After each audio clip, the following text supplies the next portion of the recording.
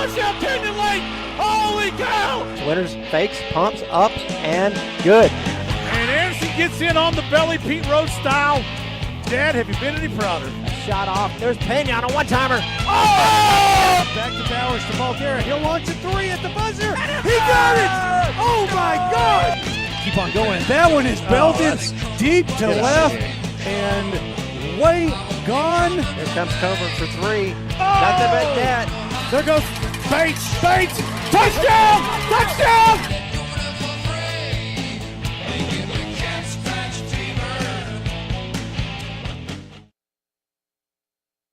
Welcome, everybody, to Friday Night Lights. We're back here at Canyon Lake, Texas. This Canyon Lake Broadcasting, Voice of the Hawks, coming to you from Canyon Lake High School as Week 2 rolls already into the season as we welcome the Fredericksburg Billies. And it is an old matchup to an old foe, but a different time of the year. Welcome, everybody. Thanks for joining us here tonight. We want to welcome everybody from Fredericksburg. Got a lot of people from Fredericksburg on the line, a town and an area that I embellished over the years. And like going to Fredericksburg, got those people coming in and out of here, and we're glad to have you all on the vine tonight. It's great to have Fredericksburg out there. Good competition. We've always been up against them a lot over the years, and it's good to have them back in the house, even though they're not in the district. They're not, but they are one of two teams that we've played. Canyon Lake has played since the inception of Canyon Lake High School, so they're falling off the vine one by one. But for sure, Fredericksburg is definitely one of those teams and towns that we enjoy playing, and we really appreciate being here tonight. I'm Corey Martelli with L.J. Anderson. We'll be doing color tonight. Producing the show will be Darren Sturgeon. On the switcher, Canyon Lake Broadcasting Club is Connor Cummings. She'll be giving you the shot tonight, and we're glad to show her here tonight. A lot going on, a lot of history here of late, probably the last 5 games. The Battling Billies have come up and showed Canyon Lake what it's all about, and for many years it was kind of the opposite a little bit, and it's just about even. I think Canyon Lake's at 2 games overall over the last 13 years, and tonight is a non-district matchup, but we have a lot of the same foes. We do, and you know, we had a tough match last week against Wimberley. Teams obviously made a lot of mistakes. Going to go back and put themselves back out on the field against a team like Fredericksburg. It's really going to be a litmus test in terms of what kind of progress they've made and then what exactly is where they're at. Absolutely, Darren. Good things about Fredericksburg we'll get into a little later with L.J. Anderson. He'll be doing color commentation. We'll get to some of that later tonight. But the shadows are starting to grow across the field, and we're very excited to have Fredericksburg. And I can tell L.J. and Darren both know, we all know how much we love going to Fredericksburg to do any game, especially L.J. And I'm sure he'll come up with some tidbits that the people in Fredericksburg weren't even aware of that. Well, he loves the barbecue. He's like the traveling guy. He travels around. It is the best pork sandwich on the planet. I'm telling you, those guys, they do it right. It's right outside the stadium. And the Four Country Reporter can report that that last year in the no contest. Yep. Because of rain and lightning, and actually no rain. It was no lightning, rain, just lightning, and then lightning some more. We were on the air for an hour. We were 1.2 light years on. That's the barbecue, the pork sandwich people never quit. They never did. Praise God they didn't. They because didn't. I was on a diet that night. My big guts were eating my little guts. Yeah, the pork sausage people of Fredericksburg, they fear nothing but the Lord. I guarantee it. And we're glad they're always doing what they do over there. But no, we got, I think this is matchup number 15 here on the table. Canyon Lake is coming into a year of rebuilding, as it were. A lot of talent on the Canyon Lake side. We'll go into the players with Canyon Lake here in a little while. We'll get it on the ins and outs, the X's and O's. Fredericksburg, watch them against Salado. They had a home opener loss, tight game, shootout. They got a lot of young people. They made some mistakes, much like Canyon Lake. So if there's 2 teams up on the upswing, it's these 2 teams. And, hey, we're going to have them here tonight. We're lucky to have them here in Canyon Lake. And I'm tickled pink to be able to bring the show to you with the Canyon Lake Broadcasting Club. Connor's coming, sitting here. If you're looking on that little picture, that's her right here in my hands. Look at it. See? Just like this. She's right there. She's a senior in high school, vice president of Canyon Lake Broadcasting Club. I'm sure around 22 people in the club that work these cameras tonight. So if you're looking at a camera, there's students working them. And this is our first home game, so we got little things to work out here. But, no, we're glad to be here for Comal ISD Canyon Lake High School. Mark Oberholzer, our principal, he'll be up today. Give us a little 411 on what's going on at Canyon Lake High School. We'll have some other people in here as well this evening. But it's a great game. It's always good to play Fredericksburg in a long history. with the people of Fredericksburg, the Battling Billies. Don't ever forget that. But the red, go big red with the big F. So without further ado, let's introduce you to, we're going to go down to introduce this guy down to my left. That's L.J. Anderson. L.J. Anderson's here, and I'm happy to be here. Back at home, and it's nice to be back in the old box with the no window, and but finally crafted, well put together air conditioning system. Fine job. Yeah, Fredericksburg is an interesting foe, and they have always had exceptional athletes. I mean, being the fine German community, they raise some kids that really know how to work hard on the field and off the field. You know, they're missing a couple of key people, none least of which is Gary Seidenberger. Yeah, and I believe he is at Colorado. It's a Colorado team. But 2 kids that went off to play football and are enjoyed great success on the football field. Seidenberger, a baseball player also. Yep. But make no mistake about it, they come in here prepared. This is the second year of the football coach, previous defensive coordinator. And that's right. Last year he took over, I guess he took over in February of last year. And Bill Wilder, he's had great success there at Fredericksburg. Having been a long-time person at Fredericksburg since 2011, he understands the system. He understands the community. He's well ingrained in the community. And a 5-5 record last year, with counting, that means they went 1 game into the playoffs. The Canyon Lake game did not count. It was an 11-game season of which they played 10. So they went 5-5. They gave us a no contest on that one. Canyon Lake was ahead until the lightning struck, and it kept on striking. Yeah, well, that's true. Wilder's been around for a long time, and he is a disciple of the program and the community. He is a disciple. And, you know, interestingly enough, we've been able to get a look at what we can expect tonight, Corey, as Fredericksburg had a scrimmage versus Navarro early prior to their first game against Salado. You know, Fredericksburg was down against Salado early and made a rousing comeback and actually caught up to within 1 score and, you know, wasn't able to pull it down. But, you know, you can expect us to talk a lot, and we'll talk a lot about their offense and defense here in a minute. But the person to talk about is their senior quarterback, Reed Spies. He is fantastic. He was 318 of their total yards last week and really balanced, 191 in the air, 127 on the ground. But make no mistake about it, this kid can run. And more importantly, if you look at the film, you got to look at the shots this kid took. I mean, he got pummeled several times and got back up and stayed in it. So extreme toughness, extreme leadership, excellent feet, super accurate in passing, or at least has passed for a number of yards. His completion rate's a little bit low, but Salado had a pretty tenacious secondary. Was able to get some PBUs that were important for them. So we got a heck of a matchup. On the other side of the ball, we have 2 defensive ends last week that showed up on Canyon Lake side that were exceptional. Roberts and Carson Reinerts. And we look for that to really, you know, probably equalize against the running Spies. Well, I'll tell you, you touched on 2 points there. One's with Spies and one's the defensive ends of Canyon Lake. We're going to get into that a little bit as we get everything underway here. We're going to go pay some bills here in just a second. Commercial sponsors for making all this happen, along with Como ISD and Chad Oberholzer. Mark Oberholzer, the principal here at Canyon Lake High School. But our sponsors really make it happen. The club makes it happen. And without them, we wouldn't be doing what we are doing tonight. So we'll be right back with our sponsors. Don't go anywhere. Welcome to Mystic Quarry, a modern glamping and RV resort located near the Guadalupe River and Canyon Lake in the heart of the Texas Hill Country. Mystic Quarry Resort is designed for those who camp and those who don't, where camping is a style you get to choose yourself. Whether that's a tiny house, boho teepee, safari lodge, cabin, RV site, or tent site.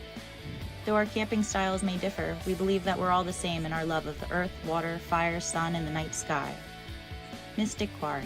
Seek a higher campground. When it comes to buying or selling your home or land, Sunrise Realty Group is your team.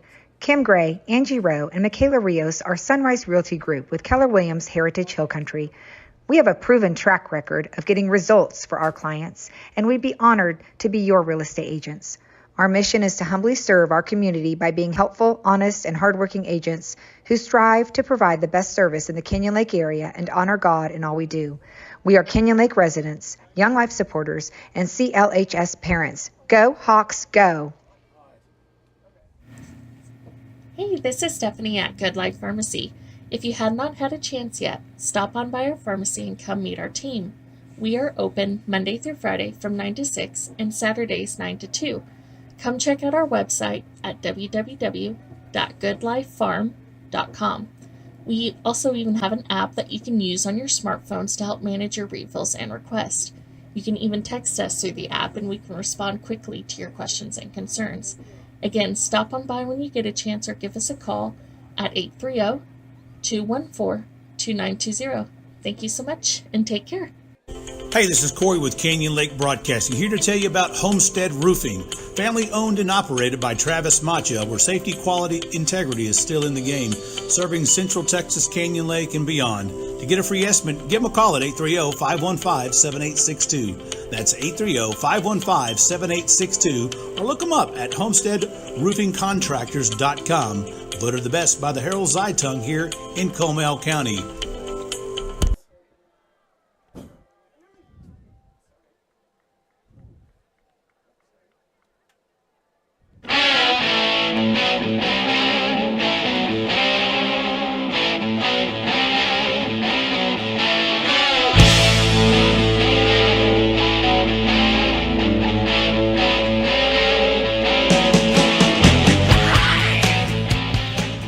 Back, everybody, and we're glad to have you tonight as week 2 gets underway for Fredericksburg and Canyon Lake.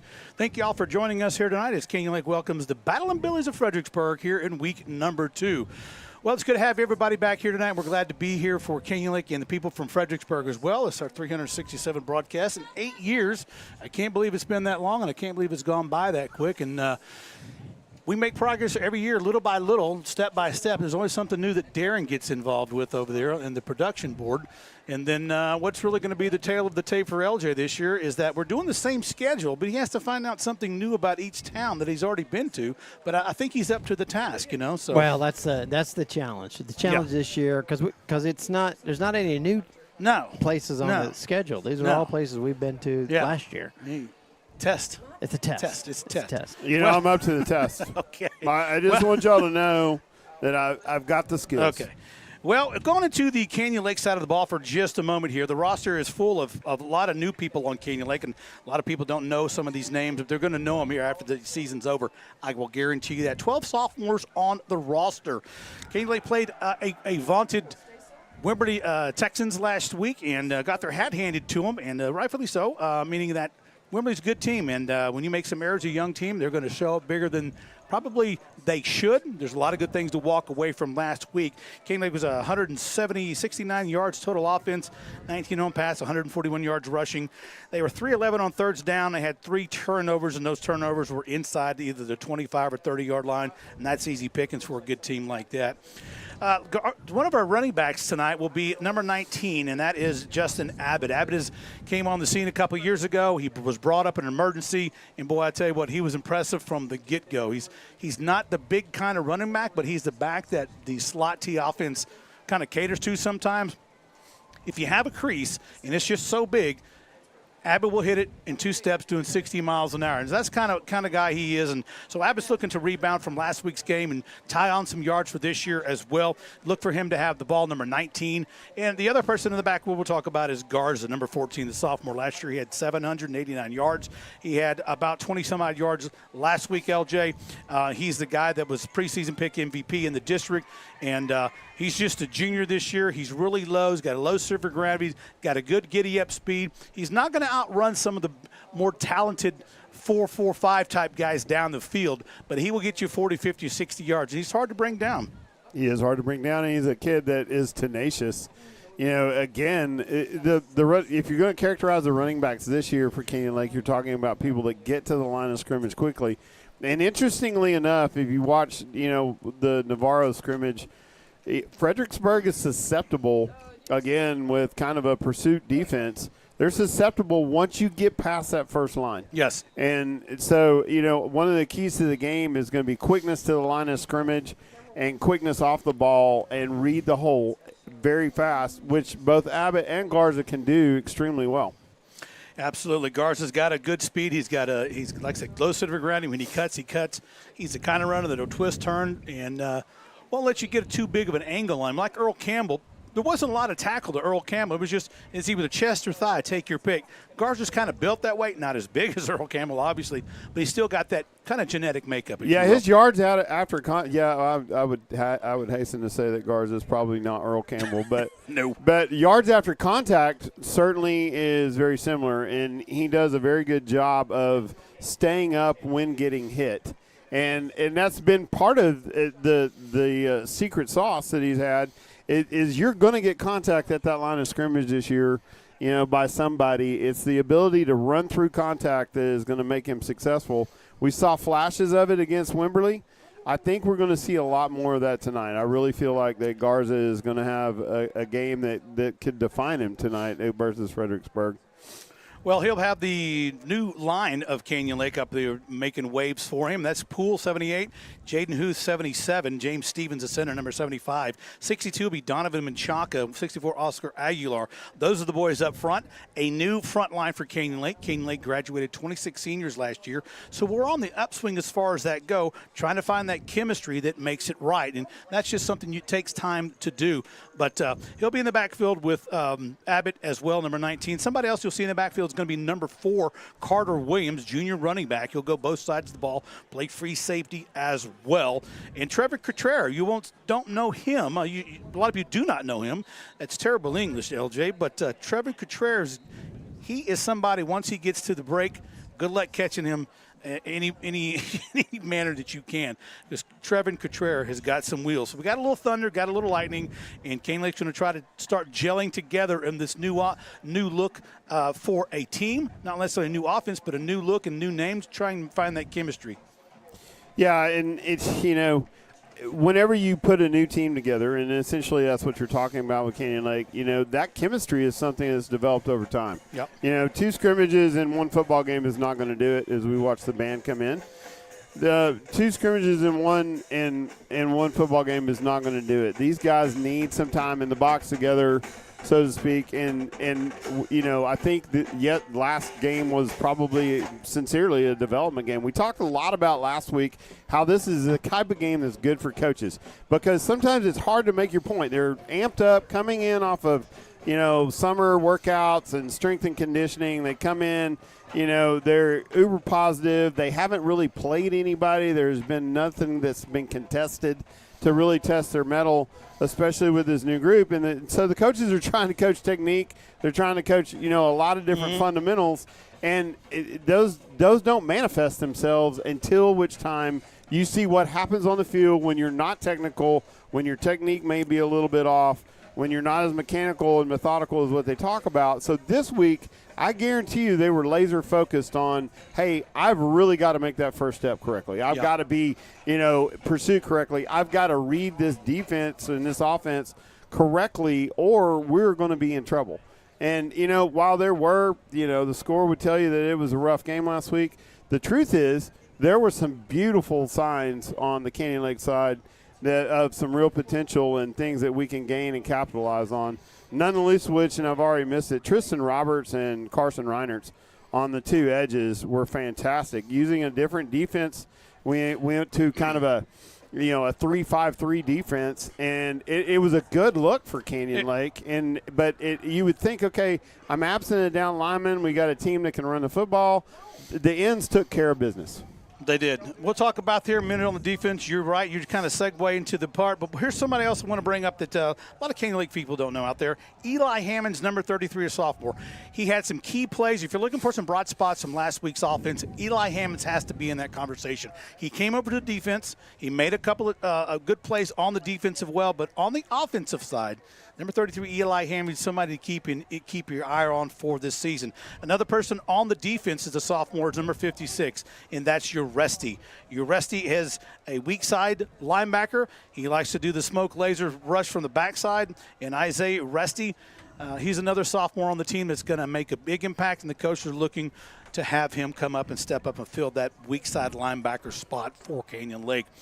Canyon Lake is, like I said, Reiners and Hopper last year. If you had to name the most valuable player on the defense last year, you'd have to get it to Hopper and Reiners. Number 80 and 8. They are the bookends for the defense, and they had a heck of a game the other night.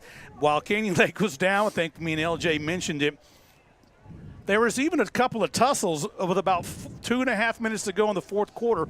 We were way down, and there was no quit in those two boys, especially Reiners, and I think there was a flag flown, and there was just no quit in them. There wasn't any quit, and I'm not a proponent for a bunch of, and we'll get it. I'm sure it'll come up tonight, but I'm not a proponent of playing emotional. However, I like to see the fight in the dog. Yeah. And I think. They understood what the scoreboard looked like. They didn't need anybody explaining it to them. Nobody had to read it to them. They knew where they were at. They were continuing to improve. And I think a team that is looking to do that is one that's positioned well for improvement all the way up through and to the district games. And that's really what we're building towards. Yeah. Well, looking at the offensive side here a little bit, we talked about Hammond, Cotrera, and everything. We talked about 12 people on the offense, well, they're on the defensive well. Last week, Caden Rodriguez had a 72-yard touchdown pass. We haven't mentioned him. He is the other back in the backfield. Canyon Lake has a lot of backs that they can go to. Some of those guys will go both ways. Rodriguez, Cotrera, they'll go both ways. But 72 yards and a touchdown belongs to Caden Rodriguez. Well, we're going to switch over to the other side of the ball now, which is the Battle in Billies. And I know L.J. Anderson's done his homework on there. You mentioned earlier, and I have it down here too, almost three-quarters of the offense last week for the game against Salida was Spees.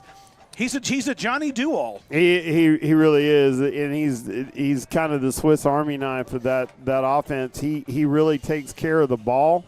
He has good vision, and we talk about that. People were like, "Well, what are you talking about, LJ?" He sees the field well, and he finds receivers that are open. He distributed the ball almost evenly across 5 receivers last week, which I thought was, an exceptional performance. Yep. He balances that with the threat of the ability to run at every time. And what happens when you have that ability is you can freeze the secondary. So, if they think at any moment you could take off and run, they're going to stay back or pull up in coverage. And when they do that, it allows that wide receiver or that split end to kind of break loose. And Spees can see it, and he's able to hit that pass. Yeah. 50% of the time. You hit that right on the head. He's going to run, and he's going to make you come up and take that shot. Then he's got Bowers, Gaiman, Herbert, and Chinworth all out, spread out, all good receivers, and it just accentuates what he can do. It gives him so many weapons. Yeah, and he distributes the ball well. We talked about it, 191 yards passing last week, and it was really a balanced passing attack. The fact is that Spees is in control of his offense, but make no mistake about it, you don't get off that many passing yards unless you got offensive line in front of them. And these guys are seasoned and big, and also have good footwork. They move off the ball extremely quick, and they do a really good job of protecting Spees and giving him that option. You don't have any options if you got 5 people in your face. No. And regrettably, we learned that a little bit last week at Wimberley. It's really hard to do anything. But we'll talk about it here in a second. I think we're going to break. We are. We'll be right back after the sponsorship message. We'll go back right into the offense of the Billies when we get back. Lately, we've all experienced more inside our home. And our homes have experienced more of us. More dishwashing, more clothes washing, and more action figure rescue missions. And after 50 years of rescues, Mr. Reuter Plumbing Service Professionals are equipped to handle anything. We are your neighbor. You can call anytime, and we'll be there, because we've been here all along. Hey Hawks fans, this is Faith with Elite Water Rentals. Summer may be winding down, but one thing's for sure. It's still hot in Texas. So come rent a pontoon or jet ski from us. We're open 7 days a week, and your safety and satisfaction is our top priority. Beat the summer heat. Call 210-347-3436 to reserve your time. That's 210-347-3436, or visit us on Facebook, Elite Water Rentals. Go Hawks! We are Brookshire Brothers, selling groceries and growing communities since 1921. Giving back is how we celebrate. Your family, your town, your future.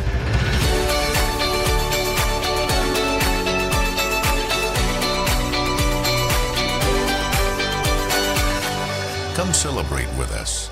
Brookshire Brothers.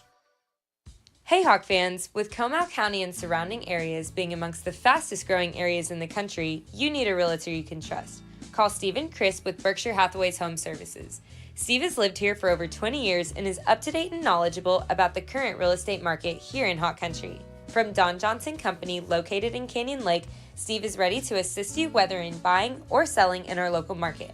If you own real estate and would like a no-obligation market analysis on the current value of your property, give Steve a call at 830-832-0257. Go Hawks!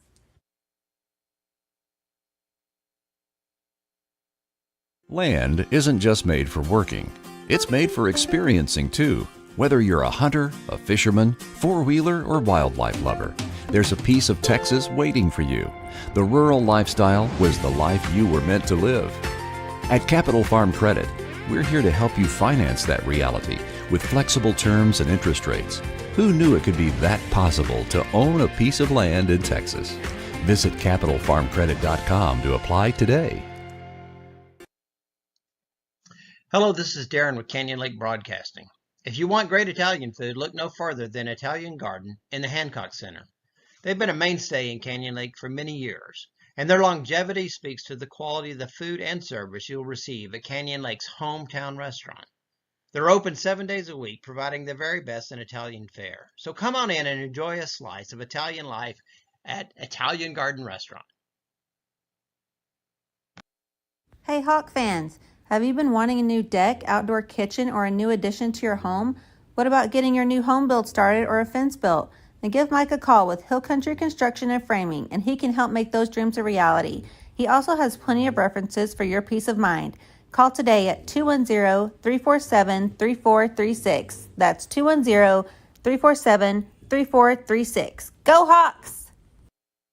Hi there, Hawk fans. This is David and Melissa Salcedo coming to you from Meemaw's Tacos. It's our favorite time of the year again, and here at Meemaw's we love supporting our Hawk athletics. Whether cheering them on the field or court, or feeding their muscles at the shop. We're open 7 days a week, serving breakfast and lunch. Whether you're looking for a simple taco like a bean and cheese, or a crazy fat taco with everything on it, we've got it. We also serve lunch plates ranging from crispy tacos and enchiladas to flautas and nachos. Not to mention our ever so popular Frito Bandito and our big burrito, the Swamp Chicken. David and I would like to thank the Canyon Lake community for your continued support of our business, and we are proud to be celebrating our 3-year anniversary on September 4th. Thanks, Canyon Lake. So come early, be loud, and stay late, Hawk fans. The Slot T Mafia is hunting for dinner. And be sure to listen for Martelli to give away Meemaw's Tacos gift cards throughout the broadcast. Go Hawks!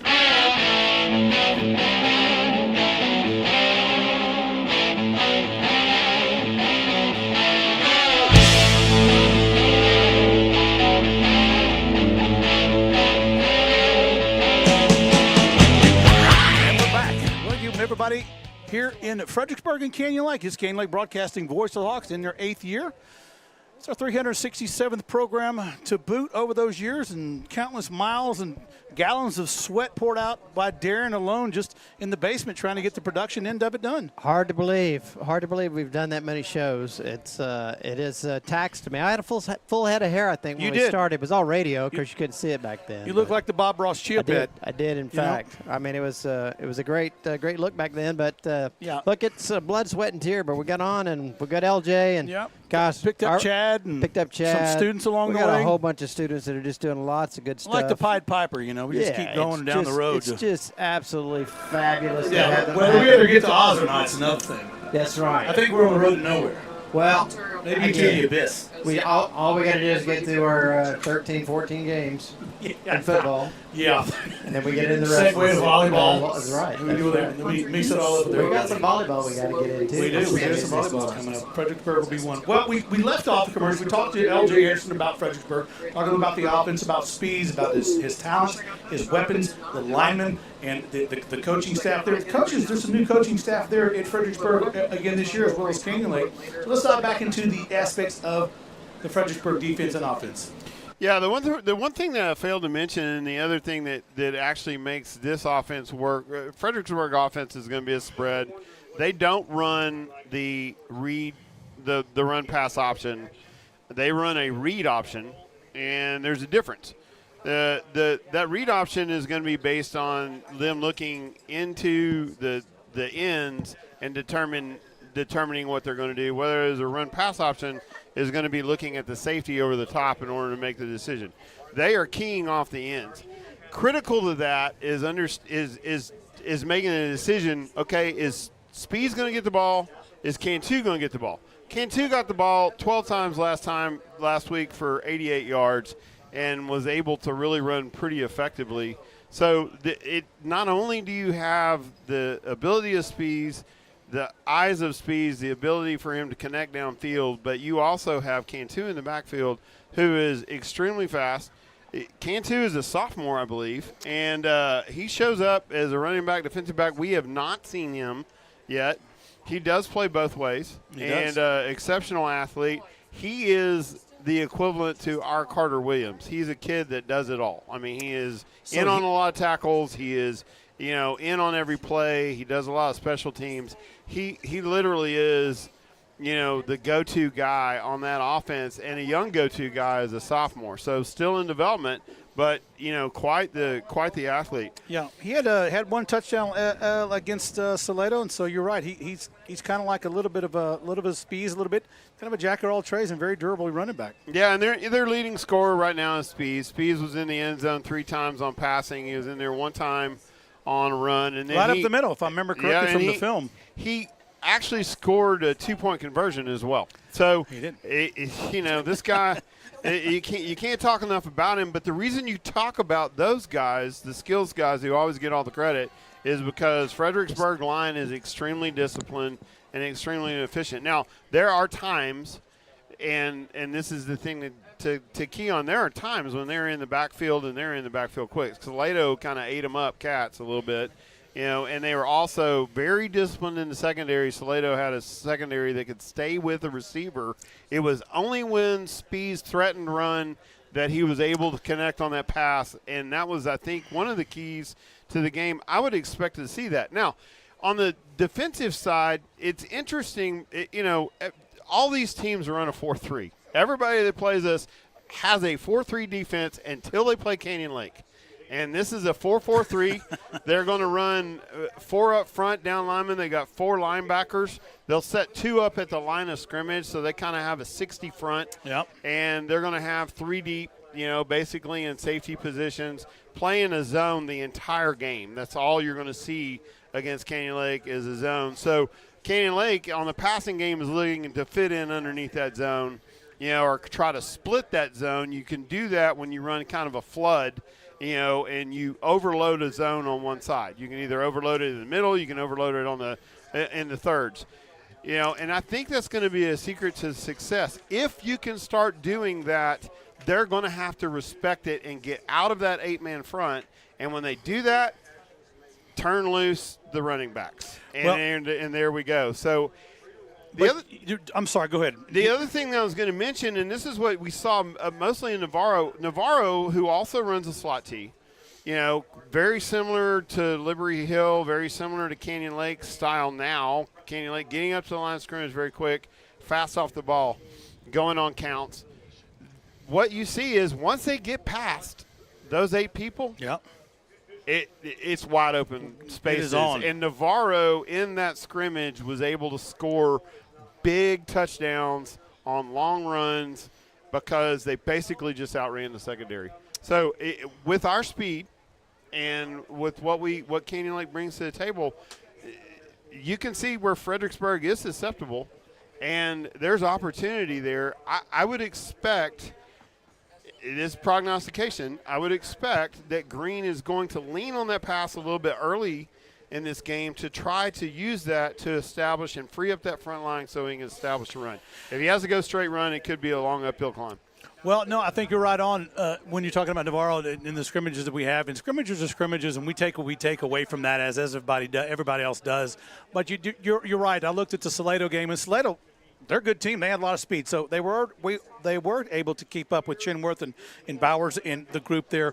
But when it came down to it, they overcame a 14-21 point deficit, I believe, against Salado. Had it within 1 point at one time, and then some of the youngness showed up, like it did at Canyon Lake against Wimberley, and they began to pull away. But at the very end of the game, Fredericksburg was still in that game, and they lost by just a touchdown. So they have that ability at a young group like we have to stay with it, stick with it, stay with the person that brought you to the dance. And they just hadn't enough time on the clock. Had they had another 2 or 3 minutes, they might have pulled it out. Well, there was a ball turnover, and I believe then, of course, Salado was able to kick another 3-point. They had it within 7. But critical to that, if you focus on the third quarter, that's when everything started to turn around. And so what you see there is Fredericksburg's quick strike ability, and they were able to score 21 points, I believe, in that third quarter as we were watching it unfold, and then it was a nail-biter to the end. So it was really, or at least in the second half, is when they scored all their points, and they really kind of showed the ability to make the big play.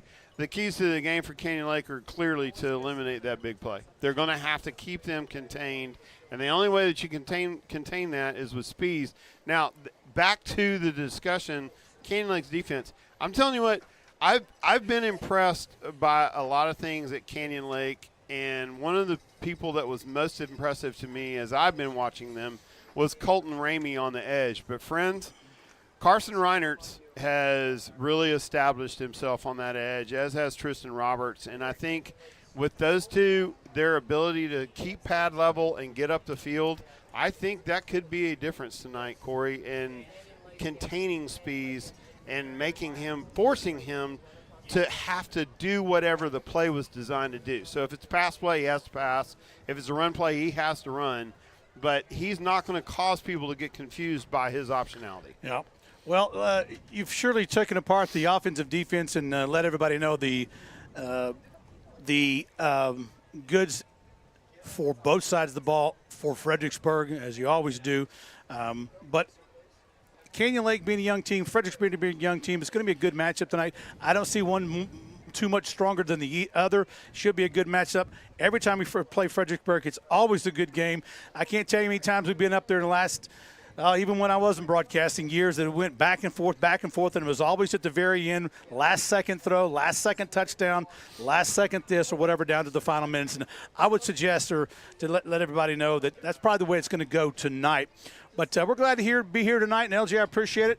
One thing we got to get over here, we're going to go over a couple things, get a couple of shots of some people. LJ is going to find out a little tidbit about Fredericksburg that you may not know about Fredericksburg after the commercial break, and we're going to be sitting here with bated breath. We're going to have a vocabulary lesson, and I also have a new segment for Canyon Lake Broadcasting. All right. Well, let's go pay some bills with some sponsors, and we're all going to wait till LJ see what he's come up with the town of Fredericksburg. Hey, folks, looking for an auto repair shop? Try Triple Peak Auto Repair. Rodney Sells, veteran proud, here in Canyon Lake. Give them a call at 830-237-6236. That's 830-237-6236. Open Monday through Friday, 8 a.m. to 5 p.m. Triple Peak Auto Repair. Hi, this is Terry from the UPS store located on 113 Stargrass inside the Good Life Pharmacy on FM 306. From packing and shipping to faxing and copying, we can do it all here at the UPS store. Amazon returns, we can take care of that. We also have a notary on staff throughout the day. Come see us here at the UPS store across from Rebecca Creek Elementary on FM 306. Looking for a plumber here in Central Texas? And look no further than Cowboy Plumbing Services. Cowboy Plumbing Services, 830-214-4133. 830-214-4133. Cowboy Plumbing Services. Owner and operated Jared Criddle. He'll be the last plumber you'll ever need. License number M36742. Hey, this is Corey from Canyon Lake Broadcasting. If you're looking for Jalisco-style Mexican food in Canyon Lake, stop by Cafe Guadalajara. Open Monday 7 a.m. to 9 p.m. and Saturday 8 to 3. Call in your order to go and get some Arturo's Mexican Charro beans. Cafe Guadalajara in Canyon Lake. Authentic Jalisco-style Mexican food.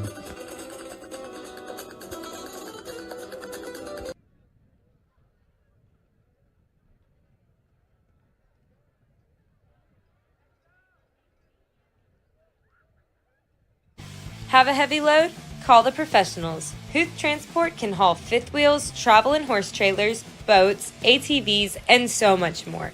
Veteran owned and operated, Huth Transport is the reliable help you need. Call 210-373-1998. Again, that's 210-373-1998, or find us on Facebook. Let's go, Lake. That Canyon Lake sunset doesn't get old. It's why most of our family and friends want to come visit all the time. The charm and beauty of the hill country, who could resist it? But like you, I don't have room for everybody at the house. The elegant solution is to let Bunkhouse be your guest bedroom. For less than the price of taking them out to dinner, your guest can have a safe and comfortable retreat after long days of exploring the hill country. I want to thank our sponsor, North Shore United Methodist Church, for their continued support of Canyon Lake Broadcasting and the students of Canyon Lake High School. North Shore is the home of the fifth quarter, giving high school students of Canyon Lake a safe place to hang out, eat, and fellowship with friends after each varsity home game out on the pavilion.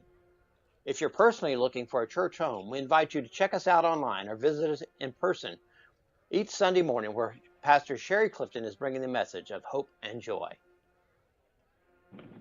At Lucky Sports Bar and Grill, you won't fail to see the Big Texas personality.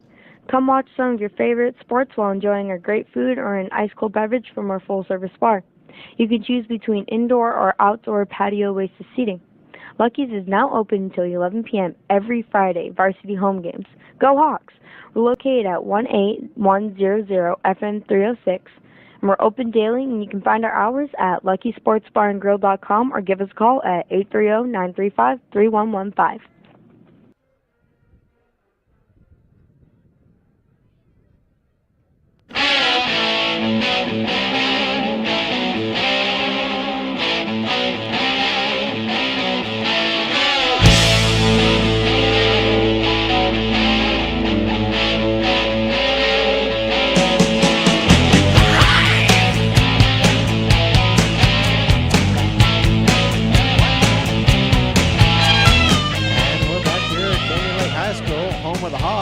We're getting ready to go to war with the Fredericksburg Billies here this evening. It's going to be a good game. It will be a good game. Dick Derry brings back here. So we're going into a different segment. We got about 5 minutes here, but LJ Anderson has some tidbits about Fredericksburg, so the people from Fredericksburg and Canyon Lake listen up. LJ has a wandering job to every town we play to find out something about that town, culture, people. We never know what it's going to be. It's kind of like wandering Waldo. So we're going to segue over to LJ's segment about what he's found out about Fredericksburg. Well, I'll tell you. First of all, we're going to play a little challenge. Okay. So I'm going to ask a challenge question. Is there Immunity Idol involved? No, actually not. Okay. And then I'm also going to teach you a little definition of something. But Fredericksburg's long since known for its German culture. Probably one of the best schnitzels on the planet can be found in Fredericksburg, Texas. You know, the people are fantastic. It's a hunting community. Mm-hmm. It is long since known for its peaches and claimed to be the best peaches on the planet, but they weren't from Parker County, so they can't claim that. But the one thing that you notice when you get into Fredericksburg anymore is the number of wineries. So here's a question for you. How many wineries do you think there are in Fredericksburg, Texas? Oh, man. Well, let's see. I've been to 9 of them. So I know there's 9. No, we're talking about like, prune juice factory. We're talking about wine. No, I'm talking about fine wineries. Fine wineries. Yep. Well, I don't know about fine, but I'm going to say 21. I was going to go a little higher, 36. I was saying like 2 dozen, 3 dozen. Hold on to your shorts, folks, because there are 80 wineries. 80 in the local Fredericksburg. In the local Fredericksburg area, and get this, there are 40 that are under permit, so it's still going. Holy smoke! Now, so you ask yourself, I ask myself. You might not ask yourself, but I ask myself. I ask myself a lot of questions. What is it about Fredericksburg that is so fantastic for wine and grape growing? And it's there where I learned a new word. And the new word of the day is terroir. Terroir? Terroir. Terroir. Terroir. Terroir. Terroir. Terroir Is a French derivative, French word, and it basically describes the ecosystem in which, you currently exist. So there's an ecosystem everywhere. But the particular ecosystem within Fredericksburg, because of the limestone, because of the sandy loam, because of the amount of rainfall, because of the heat index, this season has been kind of a little bit different for them, for peaches and grapes.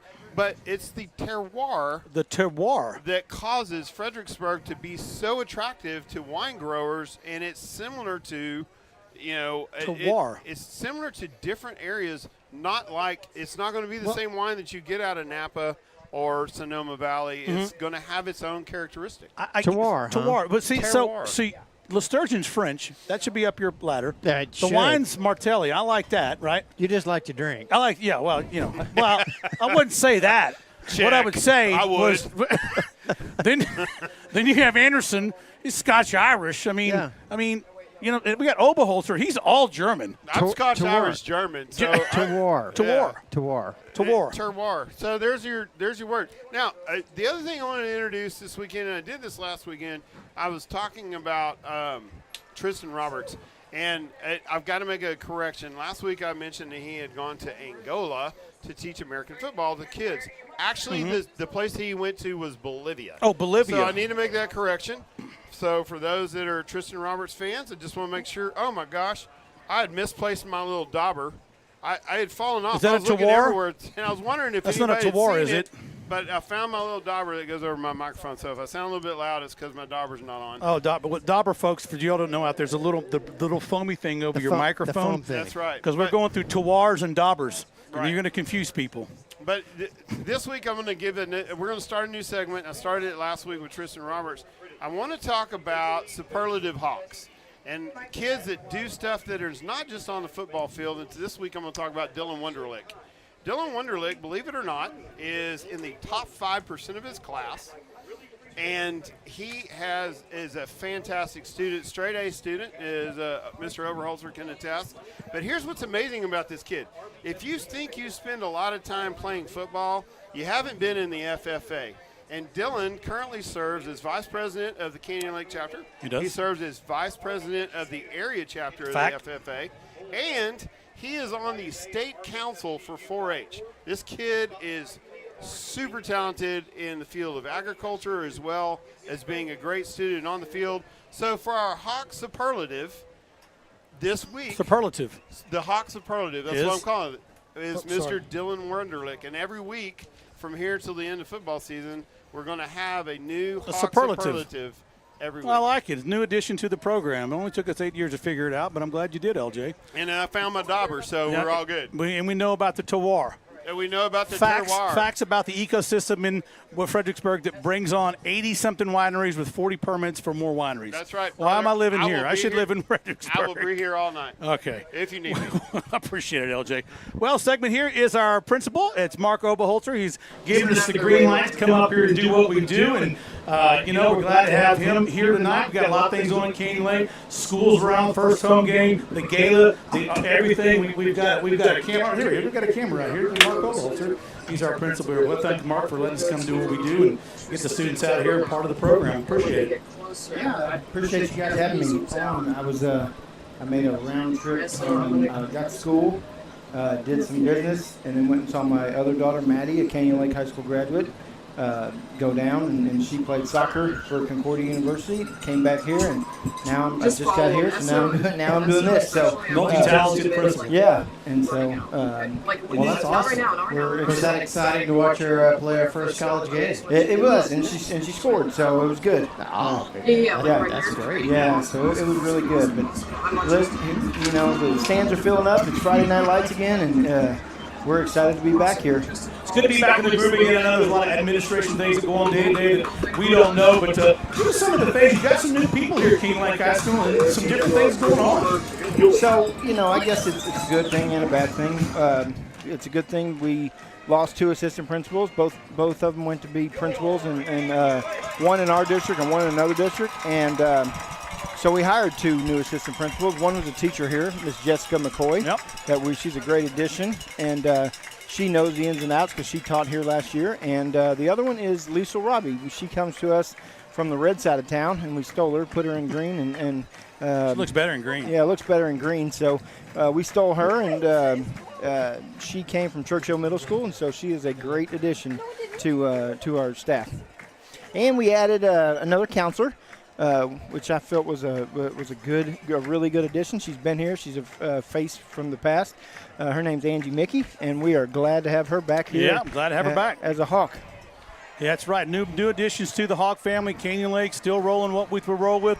5 of the top 7 awards last year. Yep. I don't see anything changing for this year. Everybody works today, and as you say, everybody's rolling in the right direction. Yeah, I don't see anything changing. In fact, our scores that that we're graded on were higher this year than they were the year before. So we'll see when the state accountability comes out. You never know how that goes, but we're really looking forward to it, and the lake is rising.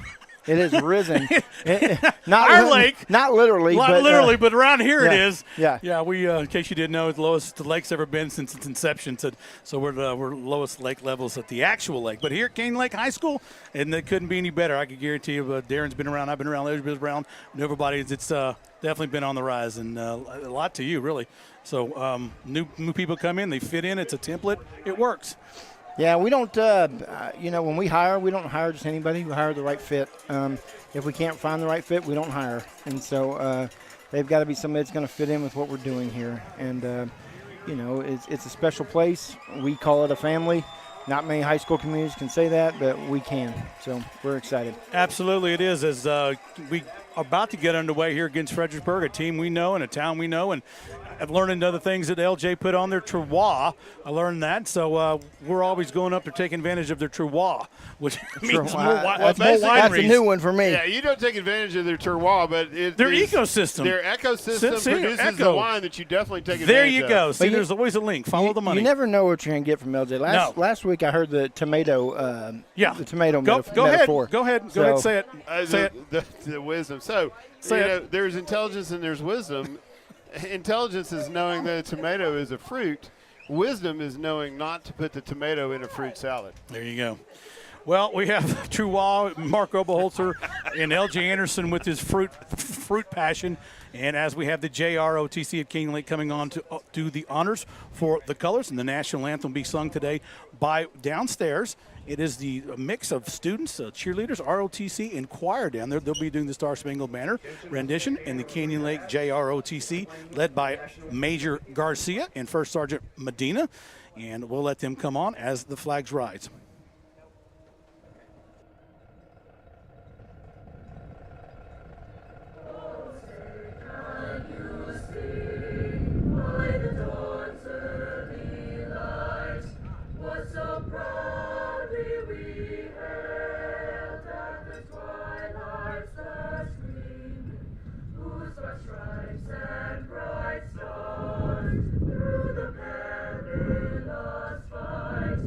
For the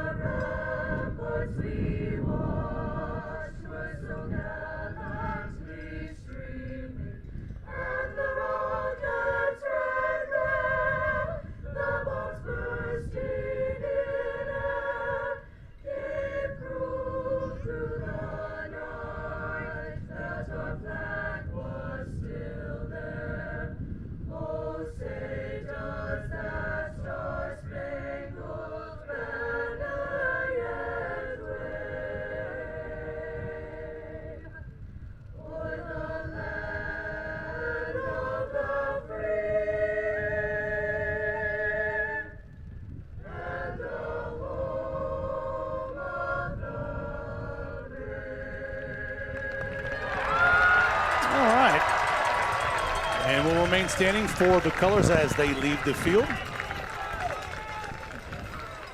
It's a mix of choir students down there, cheerleaders, ROTC, everybody on the choir down there. That is exactly what I was going to say. That is the epitome of Canyon Lake High School. You have 2 ROTC students, you have a dancer, you have an athletic trainer, and you have the choir. Yes, the athletic trainer. I see her now. And so that is what is all about here. Students being involved in multiple activities. It is, and always been that way That's out here how at we're Canyon Lake. So, but we'll let the colors leave, and then I'll tell you what, our OTC program, it is second to none, and they First Sergeant Medina's been here. We had Mr. Garcia, Major Garcia, come in 2 years ago, and he's fit right in, and ROTC has not lost a step. I think we're going to have a commercial maybe this year for them as well. Well, it's a full crowd. Traveling well are the Battling Billies. We have them on the line tonight, Mark, as we're going to be the sole audio video. They've got some radio station as going tonight from Fredericksburg. You can catch them on if you can't catch the YouTube wherever you may be located, but they've got the radio up and going as well. Team captains for tonight's game for Canyon Lake will be number 75, Stevens, and number 52, I'm sorry, Mark, get over here real quick, Michael Anderson, number 52, and 0 out there is Harris Gilliam. He's a junior, and on the visiting side, will be number 74. He's one of the guys we talked about, Colton Aiken, a while ago, and number 12 as well. And that is Weston Herb. We talked to him to be one of the wide receivers. He's often found inside the slot. Look for him to be effective as well. And number 2, the other slot receiver, and that is Bowers, Brett Bowers. And he had 2 sacks last year. He'll go both ways on both sides of the ball. And he's one of the pressures that was put on the Slato quarterback named Law. And that's a whole nother story. But we're having a coin flip there. Canyon Lake traditionally wins, defers. It looks like Canyon Lake won the toss. And they're going to receive the ball this time. Coach wants the ball. Coach Green wanting to get that ball, and they'll be running to the north end zone as the Fredericksburg Battling Billies will be kicking it from that direction. Beautiful night for football. Sun's going down a little bit. Drop the temperatures. I thought it'd be a little hotter than tonight, but I can tell you it's still hot down on that AstroTurf.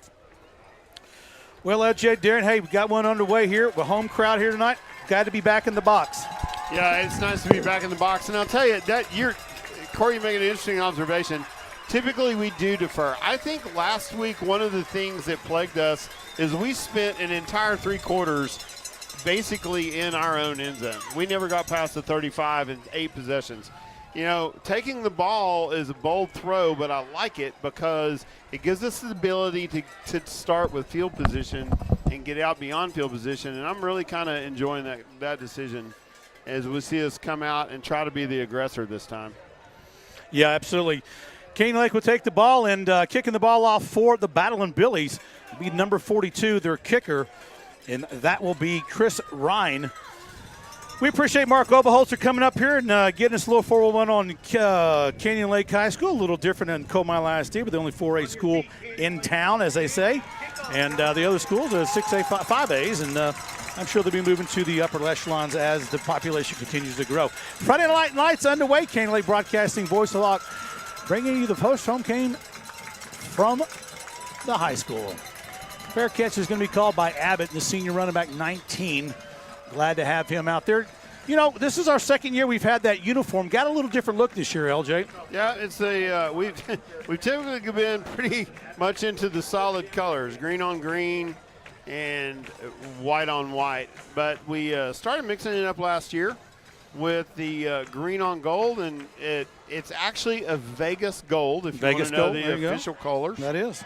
It's not a terroir, though. I think it's a little more, I call it a little more Grey Poupon. Well, whatever it is, Harris Gilliam will come into number 0 there, and Crowder, number 12, is the quarterback for Canyon Lake. Crowder is a senior, been behind Anderson for a couple years there, got a good arm and ability to scramble. Yeah, he does. He was able to move around the pocket, as you already see. There's Williams. Williams on the right side, still down the sidelines, not knocked out of bounds. Williams across the 30. They're not going to catch him. No flags on the play. Touchdown, Canyon Lake. Opening pitch to the right. Williams. Corey, we talked about it. We said, hey, look, it's a bold throw. Be the aggressor. Get on offense first. Man, all the decision-making so far, fantastic. They're able to get past that front line of Fredericksburg with the secondary being suspect in speed. And by golly, you know, right off the bat, Canyon Lake comes out rolling hard. Carter Williams on a long run, 75 yards, and fantastic play drawn up by Canyon Lake. The extra point attempt would be by Van Ostall. Crowder, the hold, snap. Crowder throws it away, and at least he had the chance to get it up there. The extra point, no good. Crowder had it, just went through his hands. But, man, that was a good run by Williams on that. I don't know if we got that on replay. We'll have some of that working tonight. Darren's over there. Got a lot going on here tonight. Got a 4-camera shot for you folks tonight. Carter Williams, number 4. Junior and a good baseball player, has been known to hit it out of the park. Well, Canyon Lake in Canyon Lake history goes back. There's been a few games where we started a couple of plays. We hadn't seen an opening play touchdown since 2019, but that has happened before. Well, Fredericksburg will get there. We want to thank everybody from Fredericksburg being on the Vine tonight, out there watching. If you're there, let us know. We've got Evelyn Stevens on YouTube. She'll be commenting on the YouTube box as well. We've got a lot of giveaways, Fredericksburg, as the Canyon Lake people will tell you. Got some doozies to give away tonight, so hang on. You can play too. But we'll do that at about halftime as the Canyon Lake will line the ball up at the 40-yard line. Kicking off will be number 81, Strassner, and he is the son of a former teacher here now at AP at Davenport, and the son of our coach, Kara Strassner, girls soccer.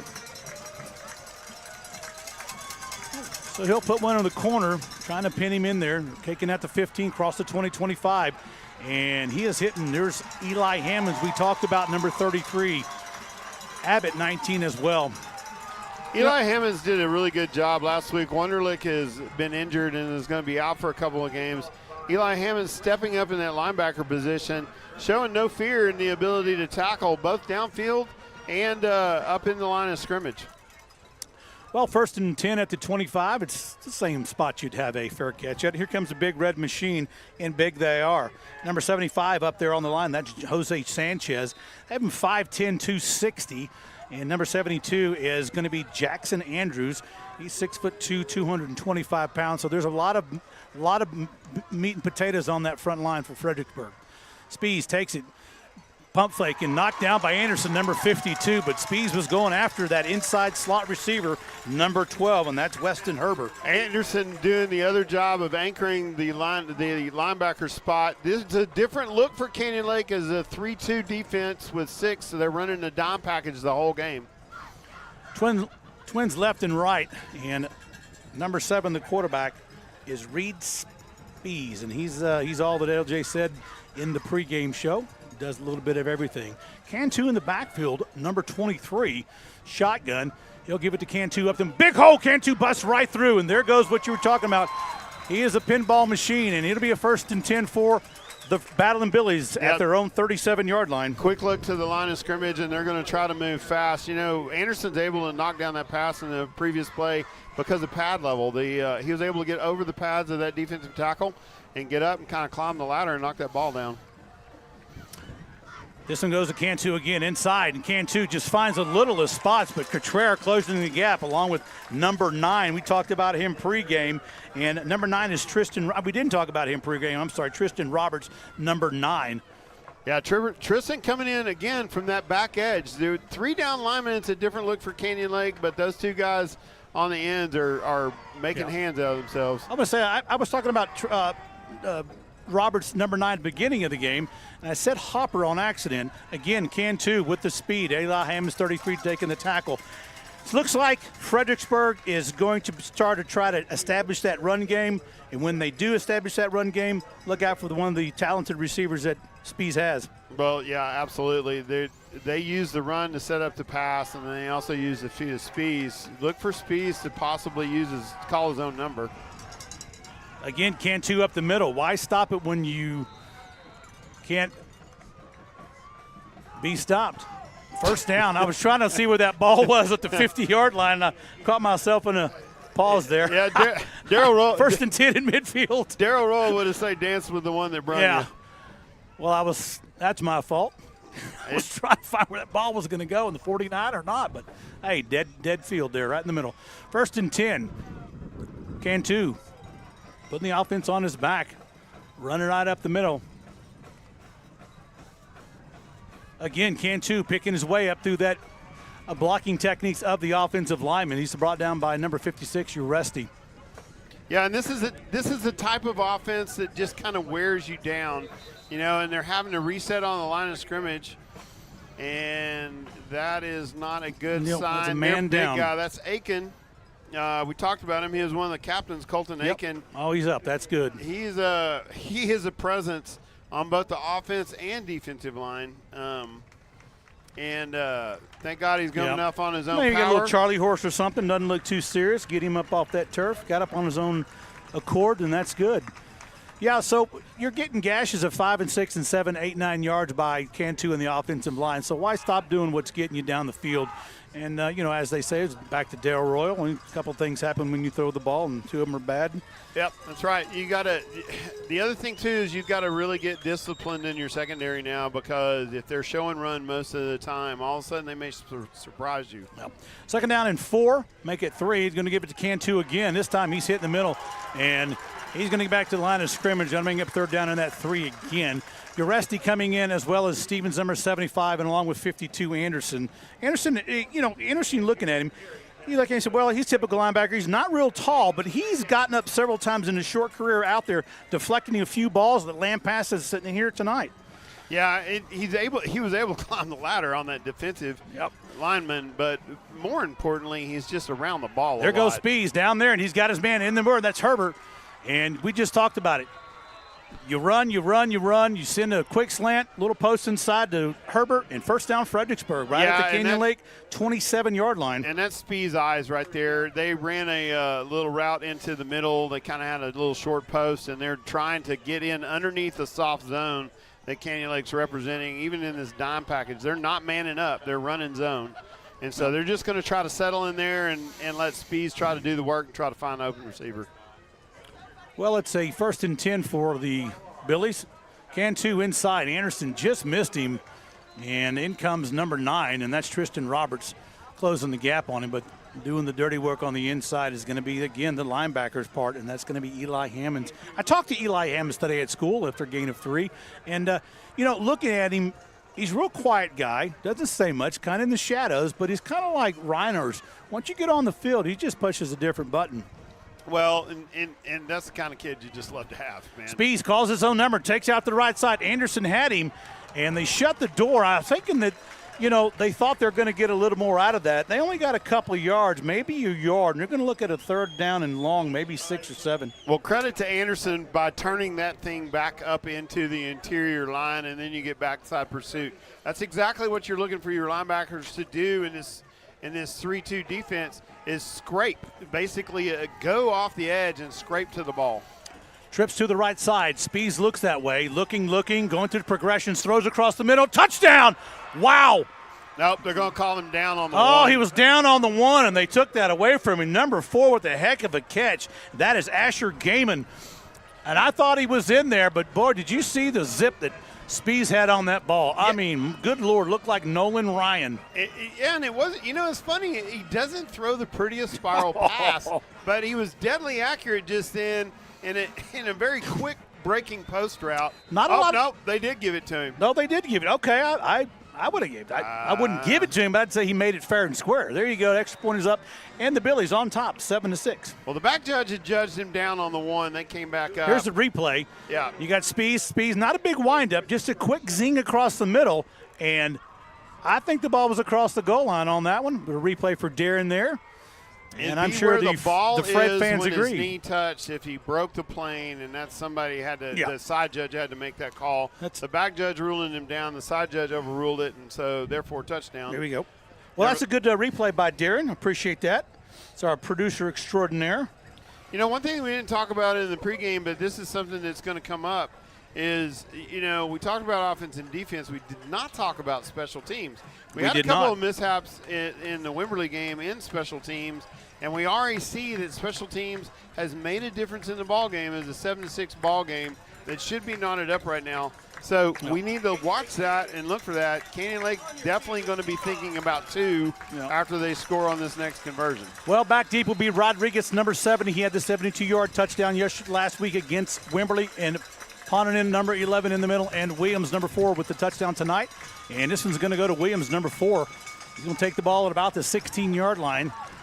And he cuts across the field looking for that wall. Has a little bit of a seam, spins and turns, and after all said and done, it might get out to the 31. That's where they'll probably mark him down, 1st and 10, Canyon Lake. Well, everybody, we thank you all for joining us there from Fredericksburg.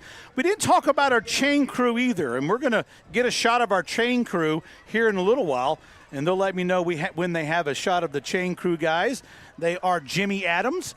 They're the guys that do the yard markers, and he's the captain over there, Steve Yates, and the other one's Howard St. John, and they've been on there they are. There's the crew right there. There's Jimmy Adams. And they're right there. They got number 1. That's Steve Yates to the left, and those guys are our seasoned professionals. And there goes Garza up the middle. Here's a story about our chain crew for people in Fredericksburg that don't know, and some of the new people at Canyon Lake. Jimmy Adams came up one year and said, hey, man, we can be chain crew. We got some guys. And let me tell you guys, no pun intended, but they're so good. There have been Big 12 referees out here, and there is it's a badge of honor if you get the clip which marks the ball onto the chain itself. So other crews who come in and ref, if you get their clip, that's a big deal. That chain crew over there has collected several. Yeah, they are world-renowned. Well, I'm telling you. World-renowned. 1st and 10, Canyon Lake. In motion is Contreras. Going to be a jet sweep. Contreras the one with the speed. He gets a block. He could find the edge. Cuts back, still in bounds. He's knocked out of bounds at about the 44-yard line by number 8 making the tackle, and that's Yari Hernandez, a sophomore. Contreras doing a good job of letting his lead blocker getting out in front of him. There's the replay. He wasn't able to turn on the jets as we break quickly. There's a quick play up to the line of scrimmage. Gain on the play to the right side. That's Garza again. Yeah, we've got the replay working tonight, and we're going to try to get that as much as possible. But LJ and I try to watch the game and the replay. Gain of 6, 2nd down and 4. Canyon Lake showing a tendency to work on the edges early, and that's probably good. You've got a stacked defense in front of you. You're running that 4-3, or that, yeah, 4-4, and basically they're trying to avoid the pile in the middle and get into a seam to get into the backfield. Backside trap to Rodriguez, number 7. Flag on the play, and all blown up by the defense there. Number 27 making the tackle. That's Quay. Side judge on the far side threw the flag, and probably going to go against Canyon Lake. Not sure, but it was 2nd down and about 4, maybe 5. And Cristobal, number 5, coming up to make that tackle. They show him listed as a cornerback. Folks, there are no cornerbacks in this game. Yeah, there's no such thing as a cornerback when you're watching this particular defense. Basically, you've got 6 down linemen, 2 linebackers. The corner's coming up. Offsides on the Billies. That'll be an automatic 1st down for Canyon Lake. I'm sorry, you're talking about Chris Neary. When you see maybe they're listening in a program, just understand and represent that is not really that position in this particular style of offense. They're playing against the slot T. Yeah. So 1st and 10, Canyon Lake at the 33-yard line of Fredericksburg. And there's a pass by our quarterback out to number 0, and that's Harris Gilliam. Harris Gilliam coming over from Canyon, Texas, one of the other high schools here in Comal ISD, and great asset to the team. Got a lot of speed. Crowder doing a really good job of getting the ball off just then. And a quick slant inside, able to break through that coverage. You know, it was kind of a softer zone. Crowder recognizing that, coming up and throwing the ball fast. A good 8-yard gain. That's exactly where you want to be as Canyon Lake. 2nd down and about 3. In comes number 20, the kicker, Van Ostall. Van Ostall's good to about 43, 44 yards. Depends on which way the wind's blowing. As Canyon Lake gets into a twins left.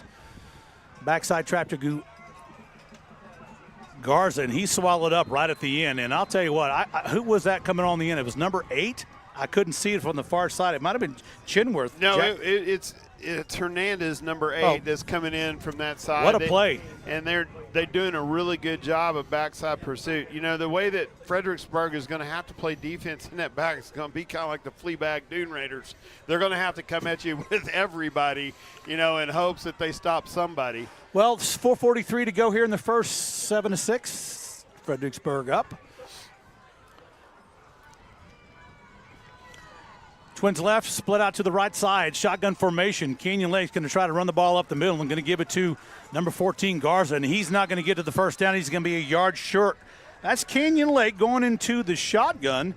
You'll see that rarely on Canyon Lake, but they do put it in there. And if I know Coach Green, they'll probably go for it with 4th and 1, and there they are. Nice shot there by the kids from Canyon Lake Broadcasting Club, as you see there tonight. Thankful for those kids. They got a little replay action going with Darren and one of the students here doing the switching. So 4th down and 1. Ball at the 24-yard line of the Billies. 3:56 to go in the first. Canyon Lake will break out. Stevens, the center, on the ball. They're going to push this right behind their line. And I don't know if he got it or not. I can't tell from here. I thought he might have been short, but, hey, we're up 4 or 5 stories. We don't know. That was Abbott. Fredericksburg saying no.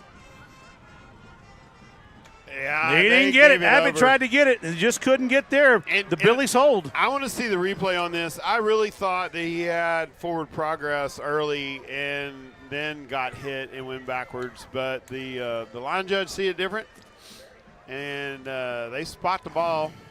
You know, probably a little bit of free coaching. The one thing that you're always thinking about, and this is why Abbott's so effective generally, is his quickness to the line of scrimmage. That time a little bit of hesitation, and it allowed Fredericksburg to kind of gang tackle again. No. Well, you're exactly right, but there was no hole.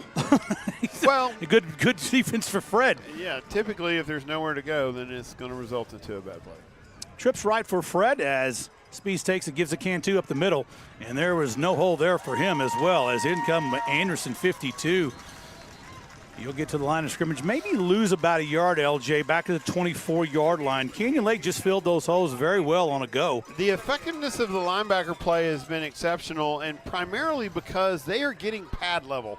I mean, low center of gravity by Anderson and Eli, but they're able to get up underneath the offensive line and get position and get into the backfield. 2nd down and 10. Spees looking with the quick slant. There he is, Herber. Just missed him, but, you know, Poole, 79 from the defense, had a paw up in the air. May have threw his timing off just a little bit. I don't know. It almost looked like there was a little hitch in that route just then. He was supposed to settle inside the zone, and he kept going. Speed's kind of throwing it to a spot, and he kind of just overran the position. It almost looked like it was just a bad route. Yeah, it looked like the receiver stopped. Yeah. So he stopped, and he was expecting him to keep drifting across to the middle. Exactly. 3rd down and 10. Spees looking. All time's got a man wide open downfield. Wide open and in and out of the hands. Incomplete.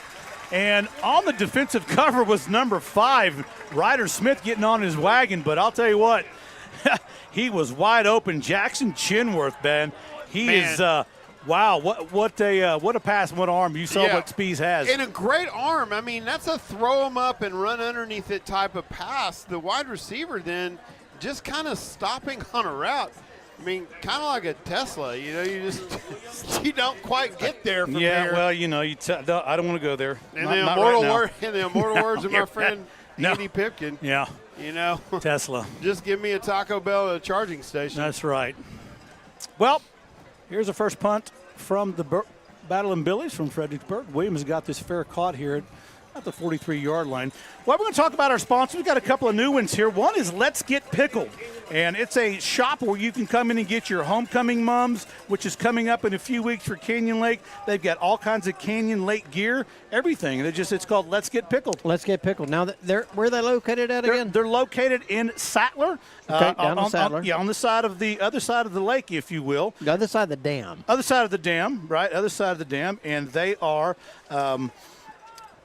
They've got homecoming mums and everything. Just look them up. Let's Get Pickled. Let's Get Pickled. It's they're right there in Sattler. Yeah, homecoming mums, all kinds of stuff like that coming up. Pictures, or if you want gear, they got it. Look up Let's Get Pickled.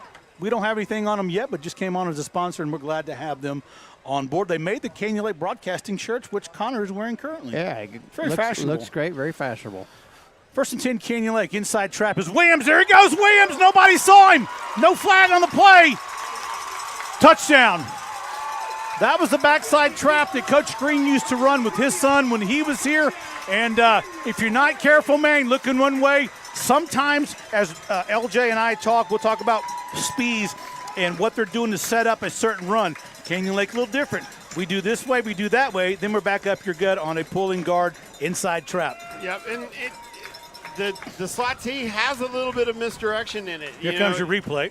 And the idea is that you get your tailback going one way, but now all of a sudden you get your halfback going one way, you bring that tailback across, and when the defense is pursuing heavily like Fredericksburg does, the extra point's good. He's able to get around the edge. Good job, good run by Carter Williams, good call by Coach Green. So let's take a look at the game so far. Canyon Lake has scored twice on 2 plays. If the offensive yards rushing are up there, it's because you have basically maybe 2, maybe 5 plays. On the other hand, you have a solid drive by Fredericksburg to get their scores. A little bit of even matchup, score in different ways. Well, Carter Williams right now has got 2 carries for 75 and 55, 130 yards. And that's a pretty good average, folks. So far. He's done a really good job. But, again, all set up because of recognizing an over-pursuing defense and good play calling. Nice job, Coach Green. Good job, Canyon Lake Hawks. Well, both offenses setting up plays for different methods. So their setup was good, and Canyon Lake was good this time. Now it's back to the Billies. Colton Wolf back deep, number 10. He was sitting on the 5-yard line. We thank everybody from Fredericksburg for joining us, at Canyon Lake faithful as well. Katie Platt's out there. She said she wanted to win the teepees tonight. We got lots of giveaways to give away tonight. About $2,500 worth of stuff to kick. Wolf's not going to get. Oh, they fumbled the ball, and Wolf thought he had it. Here comes Canyon Lake, and they're going to have to get on the. Eli Hammond's on the tackle. We talked about him at pregame. Colton Wolf had the ball, and Hernandez came over, and they just got cross communications on that one. And I'm sure they'll get some free coaching, and I promise you that probably won't happen again. Well, it's kind of a baseball analogy, but I mean, you got to call the ball. You got to call the ball, and you got to recognize when somebody calls the ball, just to lay off. You had 2 people going for it at that time. A little confusion, ball dropped, sets up Eli Hammonds to make a good field tackle inside the 20. Well, we talked about mistakes as a young club that Canyon Lake had made last week, and Fredericksburg had their shares too, and that's just some of the things you work through when you have a younger club, as both teams do here tonight. Split out twins to the right, one to the left. Speed's back there with Cantu. Canyon Lake doing a little shift, nothing there. And I'll tell you what, the person who made that tackle was 52, pushing on 74 into Cantu in the backfield. That's exactly right. I mean, really, there was no tackle made other than the fact that Michael Anderson has been locked up with number 74 Aiken all night long. And, I mean, they have just been in a tango all night. Well, they get back in the backfield, and Anderson does a good job of getting depth, trips over his own lineman. Second and 10 for the Billies. Speeds looking to the right side. Here comes a blitz on Speeds, and this is when he gets dangerous. Canyon Lake closes the door, and I'll tell you, the person making that happen, number 3, with the backside blitz, putting the pressure on for Canyon Lake, and that's Max Granger. Yep, but again, Michael Anderson reading that, Speeds pulls the ball, and he's just staying in pursuit. He really does play good technique then, flattening down the line of scrimmage and not getting deep into the backfield, letting him come to him and making a good tackle. 3rd down and 11, trips to the right. Spees has a lot of launches, one downfield. There he is, Cantu, and it's caught all the way downfield. What a catch by number 25. That's Noah Tatum. I thought it was Cantu for a second, but it wasn't. And there's an arm for Spees, and that is a huge play for the Billies. Yeah, the deep play, and I tell you what, this is a good job by the receiver in recognizing that and coming back to the ball. With an arm like Spees, he's just throwing it up and letting athletes be athletes. Well, 1st and 10 at the Canyon Lake 43-yard line. Here's a little screen out to the right side. Herbert, number 12, on the reception. And he'll get about 8 yards after Rodriguez makes the tackle. But that's just a quick out to your athletes, letting them get open space and doing what they do best. And the little swing pass out there, Noah Tatum doing a good job as a wide receiver, making that block in order to free him up for that additional 8 yards. That was actually somebody was in there on the pass early, but a good block by Tatum frees him up for 9. Cantu up the middle, takes a sidestep, and let me tell you, he makes short work of whoever tried to tackle him in the backfield. Oh, my goodness. You talk about being able to move on a dime. That is Cantu. He'll get the first down. And put it inside about the 25 to 24, 31 seconds to go here in the first quarter. It is 13-7. And they might get a play or two in here before we break to the second quarter. Going to be Cantu to fake and right out to Herbert on that screen there. Williams throws him down. He stays on his feet. You can't throw a man down like that. Touchdown. And I'll tell you what, Williams wish he had that one back. Wow, what an athletic ability and ability to stay on your feet is number 12, Herbert. What a shootout we have tonight, folks, so hang on. It's going to go all night, I'm afraid. Well, yeah, and just a fabulous job of keeping your feet and maintaining a presence in order to get in the end zone. But again, Canyon Lake's showing a lot of super positive signs on defense, getting in on the play. That one just not successful for them. No, an extra point is up, and it is good. So at 12 seconds to go here in the first, 14-13. I'm trying to think of the last time Fredericksburg and Canyon Lake played that we had 27 points in the first quarter, and I'd have to go back to 2000, probably 12, maybe 14. Heath McDonough, one of our new young coaches here, he's now a coach here. He played against the Bell and Billies over the years. I think it was one of his games, but I think we're in for a shootout tonight, folks. A run out or shootout, however you want to phrase that. Yeah, no, I think it is. I think it is, and it's surprisingly, at least surprisingly to me, it has been the big play that has made the difference. And I'm super impressed with the way that Canyon Lake has rebounded, and come back to score. They get another opportunity as we were probably quickly going into the second quarter. We are in a minute. Well, it's kickoff time. Number 42 is the kicker for the Battling Billies. It's Charles Ryan. Back deep are Williams in the middle. Gilliam out to the bottom of your screen. Top of the screen will be Rodriguez, and this is going to be chunked out to Harris Gilliam, taking it about the 15 to the 20, 25. Has a little window opportunity over there. Down the sideline he goes. Harris weaving in out of traffic. Harris trips over his own man as time expires on the clock. Well, they're going to give it 1 second to go. And the junior, Harris Gilliam, they're going to say that is the end of the first quarter. Well, it's the end of the first quarter, and your score is 14-13. We're going to go a quick commercial break, and we'll be right back. Land isn't just made for working. It's made for experiencing, too. Whether you're a hunter, a fisherman, four-wheeler, or wildlife lover, there's a piece of Texas waiting for you. The rural lifestyle was the life you were meant to live. At Capital Farm Credit, we're here to help you finance that reality with flexible terms and interest rates. Who knew it could be that possible to own a piece of land in Texas? Visit CapitalFarmCredit.com to apply today.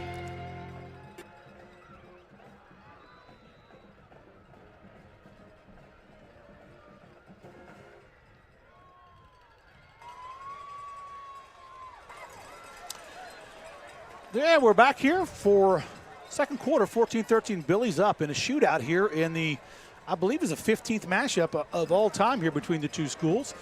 But what a great night for football. It cooled down a lot out here. It's not as hot as I thought it would be, but we've got a replay here of Harris taking that wall to the left side, and you'll see him cross the 50. He gets knocked down by tripping over his own man right here. And if you're that person that tripped up Harris for 6, you're going to catch a lot of grief down there in the in the locker room, if you will. But yeah, I'm sorry, we got LJ on. Quite frankly, it was actually an aggressive play. We got a guy trying to get downfield and get in front to be a lead blocker. Harris pauses for just a second. And regrettably, they got their feet tangled up. But what a run by Harris, recognizing that wall and getting downfield. Now, what happened here? Wait a minute. Wait, I'm confused. We are way back in our backfield again. Well, it must have been a flag we didn't see. Well, that's okay. Garza will take the ball. Garza's bouncing it outside. Garza pulls away from one man. And that's what happened. We missed it. Folks, if you're wondering why we started off, well, there was a flag. We didn't see it. I looked down at the referee a while ago, and they did it during the break. That's an area that's going to be blocking the back or something. Something like that, yeah. That's going to bring it a long way back. So, well, it's all right. It's going to be second down and 4. Small gain by Garza. One of the things that you'll see, and we'll talk about a lot of, is the number of tackles that you get out of the backfield from Fredericksburg. Crowder looking downfield, has a man getting shoved, and there's a flag. I don't think this play got off. I think Canyon Lake was offsides. At the last second, Williams came in the backfield, and he tried to get up on the line of scrimmage, and I think it was too late. So it'll be against Canyon Lake and bring it back, repeat second down. But, yeah, he had Harris down there doing a little arm battling with, I'm sure that was number 20. Well, I'm not sure who it was. Well, he was number 27, but it was a contest all the way Tatum down the field, and they were doing a really good job of kind of battling. You know, the play was blown dead. Gillum kind of saying, hey, look, man, he's all over me. But, you know, Crowder showing a little arm strength in and able to connect on that, or trying to connect on that post route. Yep. Second down and 9. Canyon Lake 5-yard penalty. Contreras in motion, jet sweep. There goes Contreras. Contreras with the speed, cutting in and out of traffic, still on his feet, kicks it in high gear across the 30. He's got a man after him, the 10, the 5, and Contreras. No flags on the play that I see. Contreras will get down to the 1-yard line. Trevor Contreras, number 21, one of the fastest men on the team. In Canyon Lake, not scoring on a big clip, but just quick spurts on 3 plays. Exactly, in a quick burst of speed by Contreras. He slows up and cuts back, and then all of a sudden just explodes down the sideline. There's a replay right there for LJ, getting out of that tackle. Wiggling out of that tackle, and he's on the sidelines. He is in daylight territory. Good ankle. And, wow. You Good, know, that was a good picture by S.O. Den, one of our students over there on the far side of the field, catching that picture. Appreciate it, S.O. You're right. I'm sorry, LJ, but I like having our little replay camera. I do. I like it. Here is a offsides, and that was called before the ball snap, and you know what that means. That means Coach Trump, the AD and coach here for 16 years, he's going to be not happy about that on delay of game. When a man runs down the field, first play, you got 5 yards. You got now first and goal from the 6. You're going to have that free coaching, LJ. It's free, whether you want it or not. Yeah, it's not paid for, but you're going to get it anyway. You're going to get it. And, you know, actually, I would tell you that it's almost easier to score from the 7 than it is from the 1.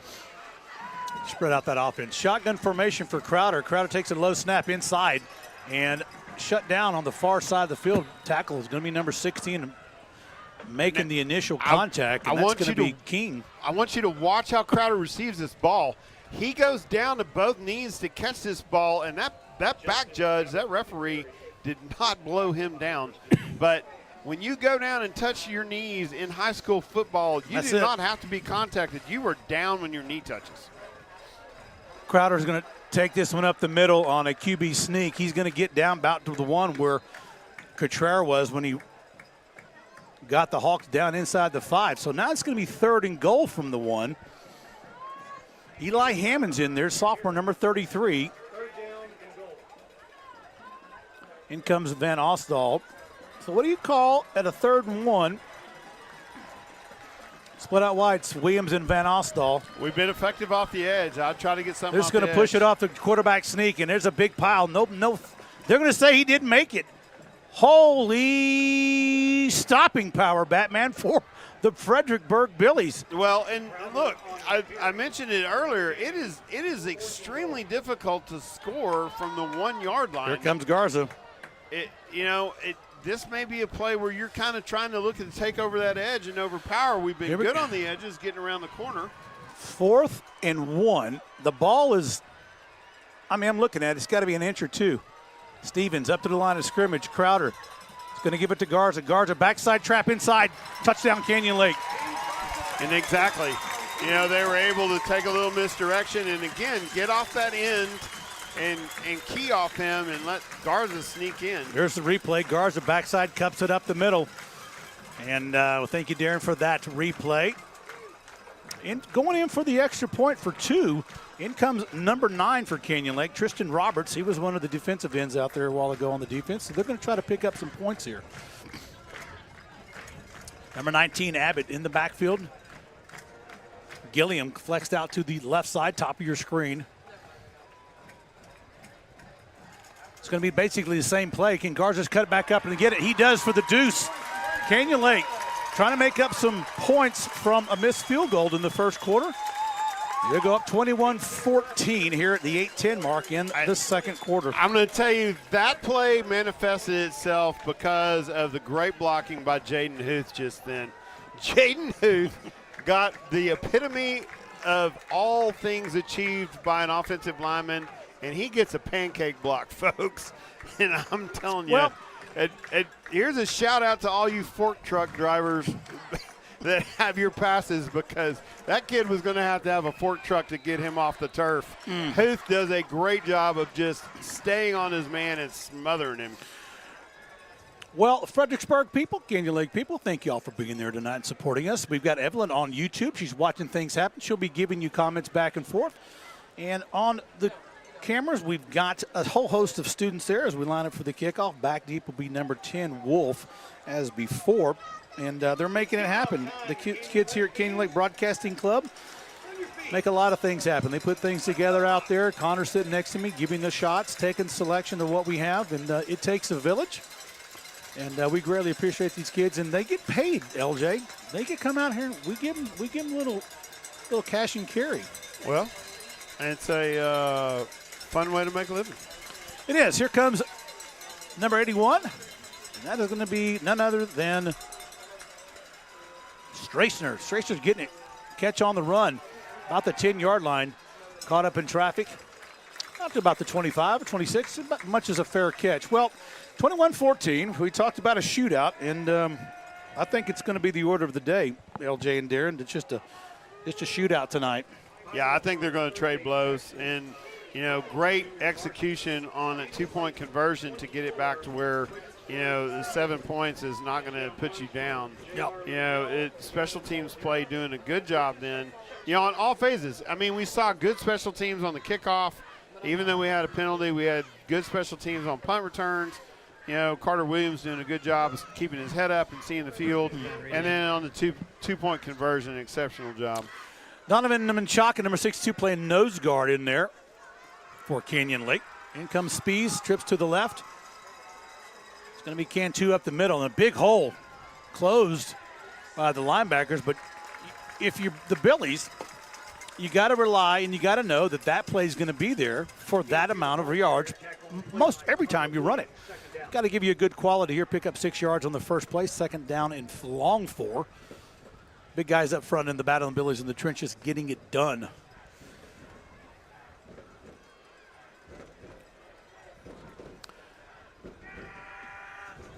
Canyon Lake doing a little shift, not giving the Billies much, and it's going to be a quick pass out there, and it's going to be to Herbert, 12, first down Billies. Williams in on the tackle. It's hard to get Spees shaken a little bit on a blitz unless he have him running around, as a replay showed there, at an angle, because he's so quick, and his release is not a big windup. It's very quick. Yeah, and he's confident. I mean, he's not panicked whenever you got people in the backfield. Cantu going through it again, and Cantu, just once he gets speed, he is so hard to stop. Making the tackle is 15. That's Alexander. First and 10, Billies. Billies going a little short drive here, much like they did in the first quarter on their opening drive, just pounded it downfield with the run. Well, we got some scores around the district. Bernie playing Pleasanton tonight, and it's at halftime, and they are whopping Pleasanton a big 37-0. Quick inside pass outside in 56. You're resty there for the tackle, but that's a little dink and dunk, as you say, LJ. Pick up a quick 6 yards, second and 4.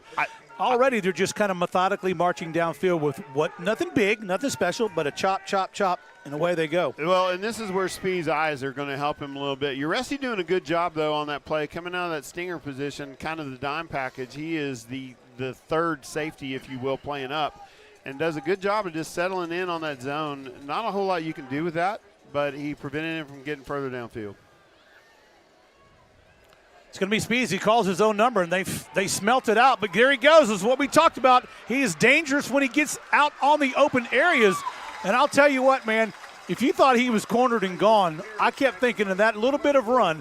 Boy, if he finds that back door, he's gone, and he sure did. Screen door was wide open, man, Paul. And they had him. I mean, They had him, and it's just plant, go. And, again, Speed showing his athleticism. Carter Williams able to save that with a shove out of bounds. But 1st and 10 for the Billies. Inside to Cantu again. And just, I'm watching Cantu tonight. And it looks, if he had number 19 on his back, you would think he's Abbott for Canyon Lake. Abbott hadn't had the opportunities that Cantu's had, right? But they run had the same type of, they run the same. They're very similar in what they do. He's 2nd down and 6. Gain of 4, trips to the right for Speed. Speed rolls right, looks that way, has a man thinking, zips one across the middle, and incomplete. Williams on the defense there. And that was a good defensive play. Herbert, the intended receiver for the Billies, as Poole comes in, number 79. That was a great defensive play by Carter Williams. If you're looking at Herbert right there in the foreground, that shot, not a big guy, but he plays that slot just like some of the guys you see in the NFL and that have adopted that spot and done well. And he just thrives in that position. 3rd down, in about 6. Cantu's going to look for a window, and he has an opportunity. Now, will he get there? He'll be a little bit short, I think. Cantu making an adjustment this end. There was nothing on the line of scrimmage. He bounces it out and gets kind of around that right corner or that right edge. You got a sunset. I'm sorry, go ahead, Em. I was just going to say, back to Carter Williams. Carter Williams does a good job of settling in that zone and and playing a good defense. It's one of the things that you're looking for is that your safeties don't break coverage when you've got a guy that can run like Speeds. And Carter Williams does an excellent job of staying in technique on that pass play. Well, we've got a timeout. It's going to be 4th and 1. We've got a sunset going on here that we can't see because we're facing to the east. They're telling me that it's the nice sunset back here as King Lake calls timeout. And I want to thank everybody right now for looking at that shot there. That's a nice sunset there. We got a camera crew looking westbound. That'll be SO Den on one of the cameras across the field. Appreciate that, SO. But, what do you do at 4th and 1? You got to believe it's going to be pretty easy to get if you're Fredericksburg because you've been getting clips of 5 and 6 yard every time you touch the ball. If I was Canyon Lake, if I was Fredericksburg, I'd probably give it to Cantu or somebody in that reference, right, in that area to do that. Even give it to Speeds, call his own number. But, well, it's 5:05 to go here in the 2nd quarter, 21-14, Canyon Lake up. And if you watch this from the get-go, it's been back and forth. Whoever tends to get the ball tends to score, and it'll be 4th down and 1. Canyon Lake got a 4th and 1 for a touchdown. Can the Billies match it? Going to be Cantu. Cantu's hit in the backfield. He's going to be short, no good. In comes Anderson, number 52. Holy Toledo, what a lick. Man, that is a great job by Michael Anderson there. I tell you, as much as we talked about Reinertz and Roberts last week, tonight we're going to have to talk about Michael Anderson a lot because he has been in the backfield all night long. Again, aggressive against probably the biggest down lineman that Fredericksburg has on the field and just able to get around him. He's using speed against strength and doing a great job coming up, and I mean he put the hammer down just then. What a great tackle by Michael Anderson. Super job. 1st and 10, Canyon Lake, tight slot T offense. Typical look. It's going to be an inside trap play. On his feet, here goes Garza. Garza out to the 20, stiff arms, out to the 30, still on his feet, out at about the 35, down to the 37-yard line. Now, we talked about getting shots in on Garza. Not a lot of easy shots to take because of his stature. He's different than Cantu. Cantu is very crafty, very quick, hits his holes, spins, and he's got a quicker gear to get there than Garza. But Garza, a little more bowling ballish, hard to get around. Yeah, I hate to use this analogy, but Garza's kind of like Bam Bam. He's just going to run, get hit, keep on running. First and 10, inside trap play again to Williams. Williams looking to get to the outside. He will make the 50. He'll make the 40. Down to the 30. It's going to be a foot race. 10, 5, touchdown, Canyon Lake. No flags on the play. Wow, he just put it in a different gear, LJ and Darren. We got a replay on that one, I'm sure. We talked about the speed of the secondary of Fredericksburg, and if you can get past the interior line, you can get it. And I tell you what, Carter Williams is responsible for 21, or at least for 18 of those 27 points right now doing a great job of getting down the field. Super job by Carter Williams. Again, using that edge to their benefit. Bill Green is taking advantage of it. Well, here goes the extra point by Van Astalt, and the kick is up, and it is good. Well, it's 28-14, 4:28 to go here in the second quarter. Now, last week when Fredericksburg played Salado, they were down 14 points as well.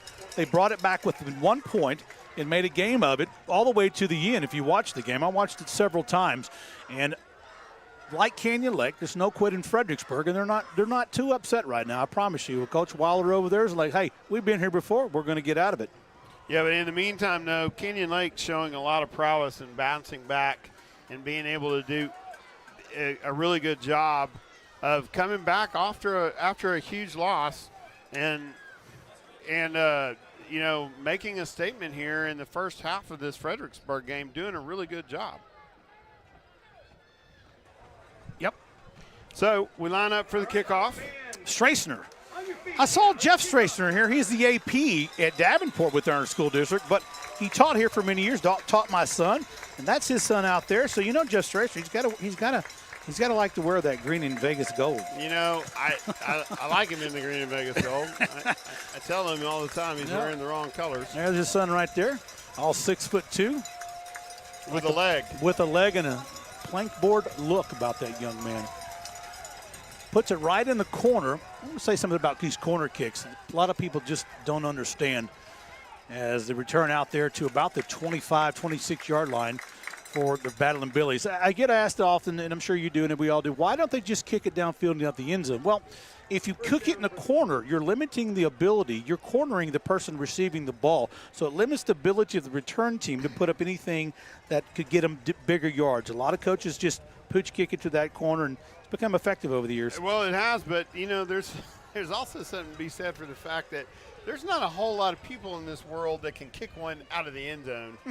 That takes a significant leg. Strassner coming in as a sophomore, certainly been very effective, kicking one down to the 4 last week. Yeah. Well, here comes the red machine, which is the Battling Billies. 1st and 10 at their own 26-yard line. Spees will take it to Cantu inside, and there was a call. Eli Hammonds, and there's Anderson again, the linebacker.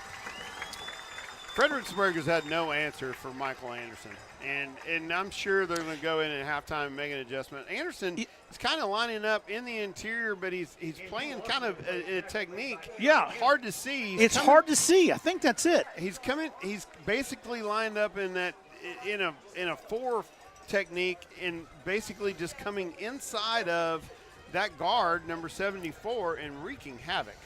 2nd down and 12. Spees drop back, looking. There's where he gets dangerous. He gets on the wheels. He throws that little pass. And I'll tell you what, that was intended for number 12, Herber, but we talked about that exact play. You see Spees coming out. He's already burnt you once or twice. Is he going to run it? Is he going to throw it? It's hard to defend, and usually, which is more case than not, that's a reception. Yeah, well, and, Spees got a little too much air on it. He throws it off his front foot just then, trying to make a play and got a little too much air underneath it, but. Screenplay set up, and pressure got to him. And Canyon Lake had a blitz on it. Number 21, Cottrell, one of the fastest kids on the Canyon Lake team, got in Speed's face, threw it just a little bit too hard, and the screenplay fell apart. It'll be 4th down and 1. Canyon Lake defense holds again. Well, the screen hadn't been established there. Cottrell is so fast into the backfield that Spees has to get rid of that ball quicker than what the screen was expecting. So they get people downfield. You got your linemen set up. The receiver never looked back to see that ball. Spees having to get it out early in order to just keep from getting killed. Back deep receiver kid by Williams, number 4. And nice spiral kick, and they'll head out of bounds into the Canyon Lake, probably 40-yard area, maybe 30, 39, 38, somewhere around there. Well, guys, I appreciate y'all tuning in out there. Everybody from Fredericksburg, Battling Billies. Got a lot of stories about Fredericksburg. We go there quite often. Baseball, softball, track. I'm known to have a few Hefeweizens off the main street there and some of that bratwurst. You frequented the pubs, the beer gardens. But not on a broadcast night. No, of course not. Garten is well said. Garten. They're the Gartens. cartons. Where but you yeah. will go have a beer. Yes. B-I-E-R. Beer. And some Mylanta afterwards with that bratwurst meat plate. You know, it was in Fredericksburg. Fredericksburg was the birth of the charcuterie. Wait a minute. We're going to get that in a minute. Inside trap play, Canyon Lake, 1st and 10 at the 39-yard line. It was okay. Well, let me. It was when we were stuck in the matchbox and, Yes. and dreading that. Martelli might have gotten there a little bit early. He decides he was hungry. Yep. And one of the quickest things that you can get is the meat and cheese plate. Yes. At any of the restaurants Yes. there, better known as and was appropriately known as the charcuterie tray. I thought it was just a meat platter with a beer. My brother, Joel Anderson, is listening in on this as we're describing this meat tray. Second and he and actually 10. give it the proper name. Backside trap again, the one that they had so much success with, shut down early on this. Number 8 on the tackle for. We'll get to the meat tray in a second. That's Hernandez. But you got to give credit to number 33 as well. He's the one that made that Joe Vila. He's the one that made it happen on the inside. He shut that backside trap door. Yeah, and that was a little bit more of an interior type of trap play. They're kind of coming in a little bit more on the interior line. You know, you want to keep them honest in the interior because, again, I think Green's really seeing something on the outside, and he's trying to set that up. Shotgun. Crowder rolls out, has a man downfield. It's Harris Gilliam still on his feet, and he cuts back inside. They're going to say he stepped out of bounds, but that'll be a Canyon Lake first down on the far side of the field, probably around about the 38-yard line. Very rare that you see Canyon Lake, but there's Crowder. Crowder does have an arm. Does he throw it as much as Spees? No, but it's effective when it needs to be. And the thing to note about that particular pass is he's rolling out to his off-arm side. So he has to roll, pivot, and then make that throw. That's an athletic play by Crowder. Good job getting the ball to Gilliam. Gilliam does what he needs to do with it. 1st and 10, Canyon Lake, 2:05 left in the first half, and Crowder step back, has a man. He's going to be thrown up there. He's hit as he's thrown. His ball, wounded duck downfield. And the Canyon Lake faithful, they're going to want to flag on that play, but I'm going to tell you right now, that was a non-catchable ball. Looked like a wounded duck with 6 shot. Well, the impact upon delivery and release is really kind of what affected that. Crowder really had nowhere to go, and he kind of takes what up underneath the armpit, and he's trying to release that ball. Shot to the ribs doesn't help the flight of the ball. It doesn't help a lot of things for that matter, but. Well, it'll be 2nd down and 10. Jet sweep to the right side, and they had a blitz called at the right time. Coming in to make it happen and mess things up, Brett Bowers. Last week he had 2 sacks against the Salado Bobcats. Yeah, 2 sacks and 7 tackles altogether coming off that edge. Now, he typically is a free safety. Again, a different defensive look whenever you're playing Canyon Lake, and so they've got him down on the edge, and it may be why you're not seeing as many tackles out of Bowers, but Bowers extremely effective off that edge just then, coming up and making havoc in the backfield. 3rd down and 11, loss of 1. Twins to the left. Shotgun for Crowder.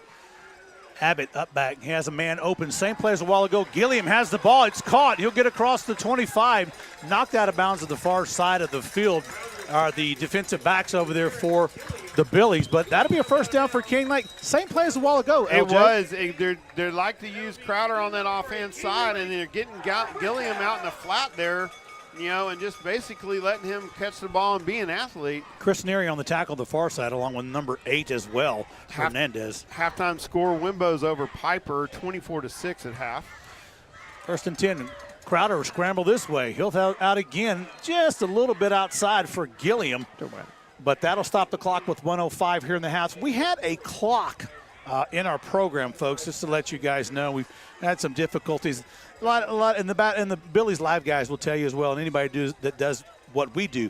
It's not going to work perfectly. Most of the people that do broadcasting, we're doing it out here because we have a heart for it, and it's not a magical world. Some of the press box we have to go to, right? And not everything works out all the time, especially in the first part of the season. So we'll try to keep you abreast of the time. 1:05 to go here in the second. Canyon Lake in the 2nd down and 10. Shot going to be a draw play. And up front, here comes number 50. Holy mother of pearl. That was a Santa Claus bear hug if I've ever seen one. That number was 50 on that was tackle. steer wrestling right there. Number Jordan 50 Nixon. Number 50 might have done a little steer wrestling. Yeah, I think so. He Big kid, 250-pound defensive lineman, which seems a little bit light at the defensive line, but athletic he is. Wow. And they just didn't have an answer for him. I'll tell you what, he probably did a little steer rod. I will tell you this. I know he probably went from mutton busting up to steer, you know. Started off small. Yeah, he But looks okay, like a kid might have come off a horse a couple times, did a Yeah. little steer wrestling. That's The way he went after that guy. Boy, I'm that young telling man. you, that Jordan Nixon Sr., they're saying 215 on the program, but I don't think it's 215. Feels a little bigger than that. A couple of sandbags in the old back pocket.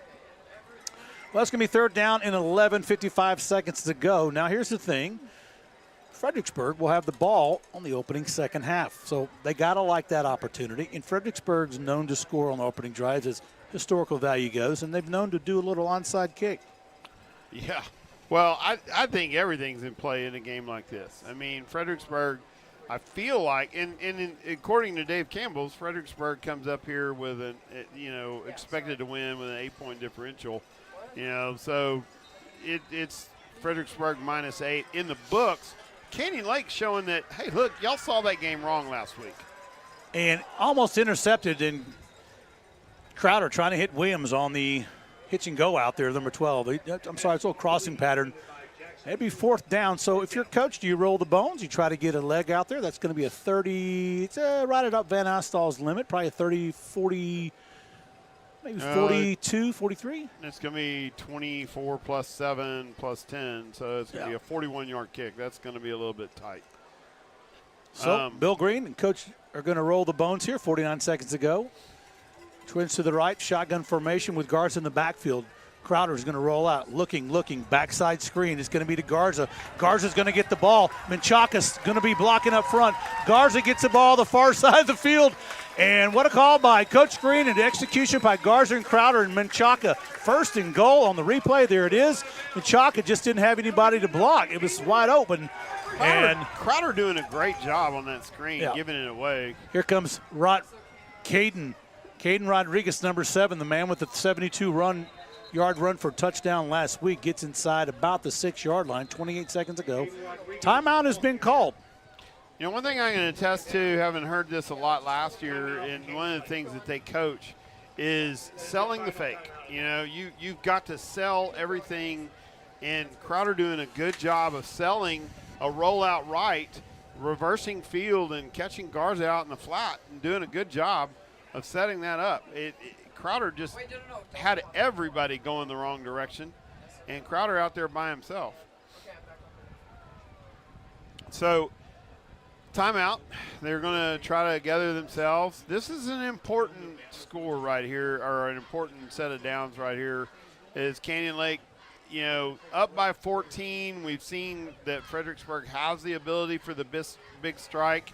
It's been in and out of the hands of Fredericksburg a couple of times, on when they've had wide open big play capability. A game like this, you're taking advantage of every opportunity. And with second down and goal to go, you can bet they're dialing up plays to get into that end zone while watching the clock. Timeouts to spare, by the way. Ball dropped by Crowder. He just throws it up and gets riveted and avoids the sack. That was a good play by Crowder. Yeah. That'll be third and goal from the 7, 22 seconds left. Canyon Lake has one timeout that I'm aware of. If they don't, they don't have any. Football wisdom right there. Crowder doing a good job.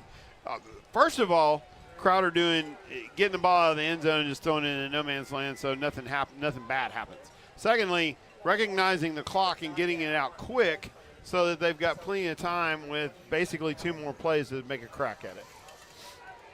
Well, it'll be third down. Crowder's going to roll to the right side. This time he's going to throw it over to Gilliam. What a defensive play, and incomplete. Number 9 getting it done for the Billies. That's Jackson Chenworth, his senior wide receiver, quarterback, corner.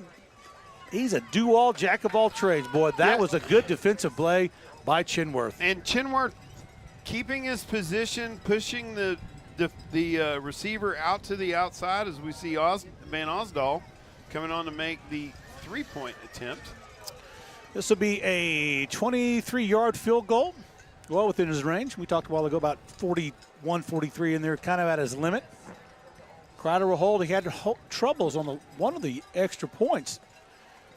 This is the hold. The kick is up, and I believe it is good. It's good. Van Alstall, the senior, number 20, putting 3 points on the board for Canyon Lake. 15 seconds to go. Well, got a shootout, as we said here. We've got the bands coming up. Halftime show by the Battle & Billy Band and the Canyon Lake Band and the dancers as well on both sides of the field. We'll get some shots of that.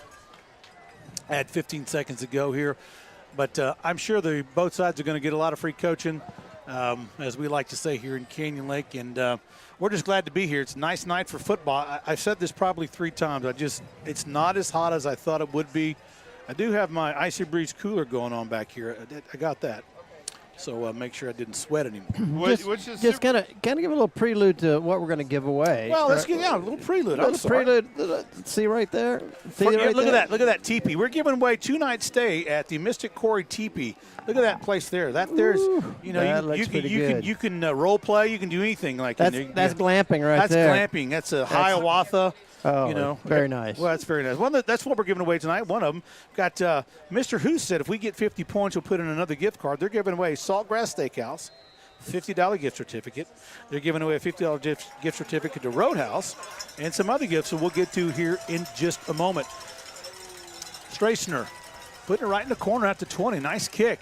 Fielded upside, and Canyon Lake's going to let him get away with that. I think that was number 8 on the return, Hernandez. I'm not sure. I could be wrong, but I thought it was. But no, we got a lot of stuff to give away. We'll give away the Capital Farm Credit knife sharpener, and this thing is medieval in when you look. There it is. Look at it. Look at that thing.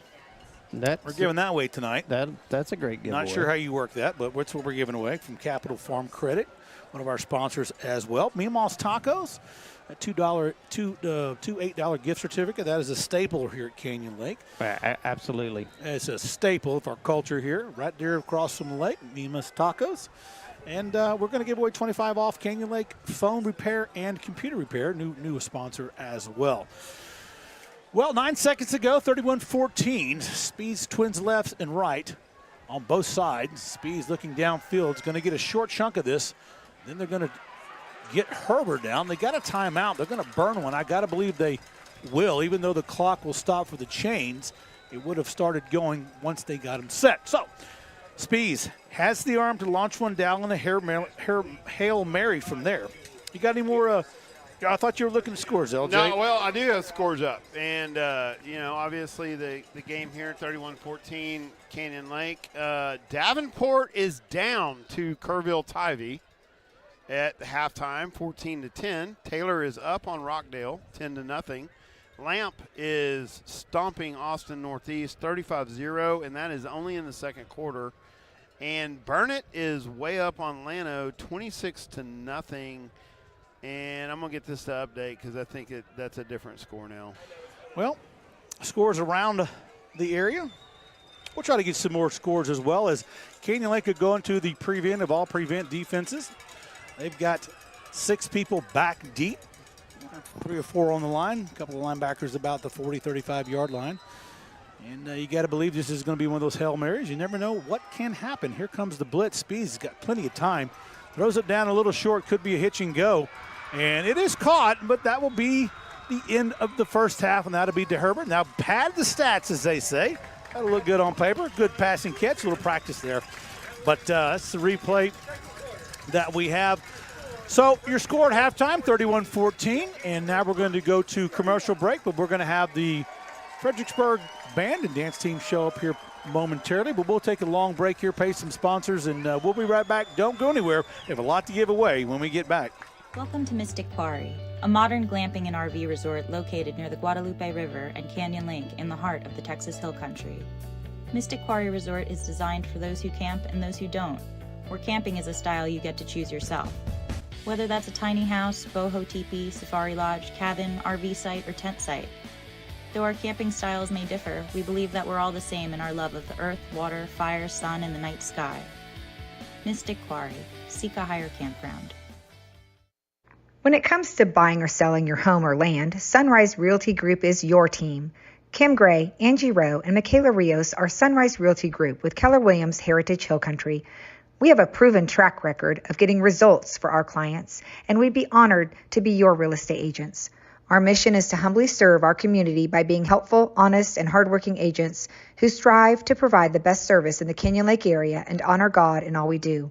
We are Canyon Lake residents, Young Life supporters, and CLHS parents. Go Hawks, go!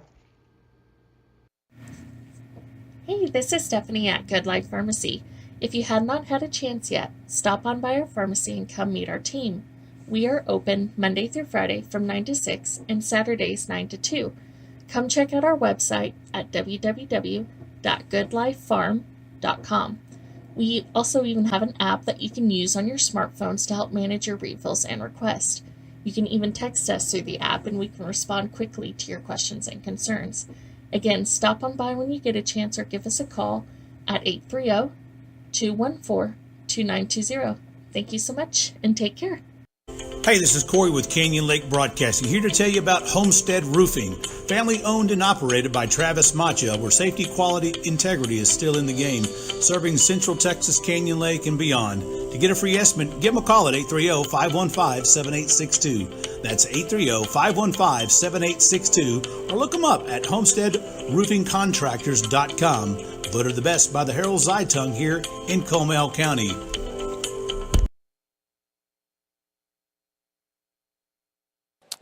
And we're back here at Canyon Lake High School where you have the Fredericksburg Red Hots fixing to do a routine. We're going to bring that to you as we get ourselves together here and we take a little break ourselves.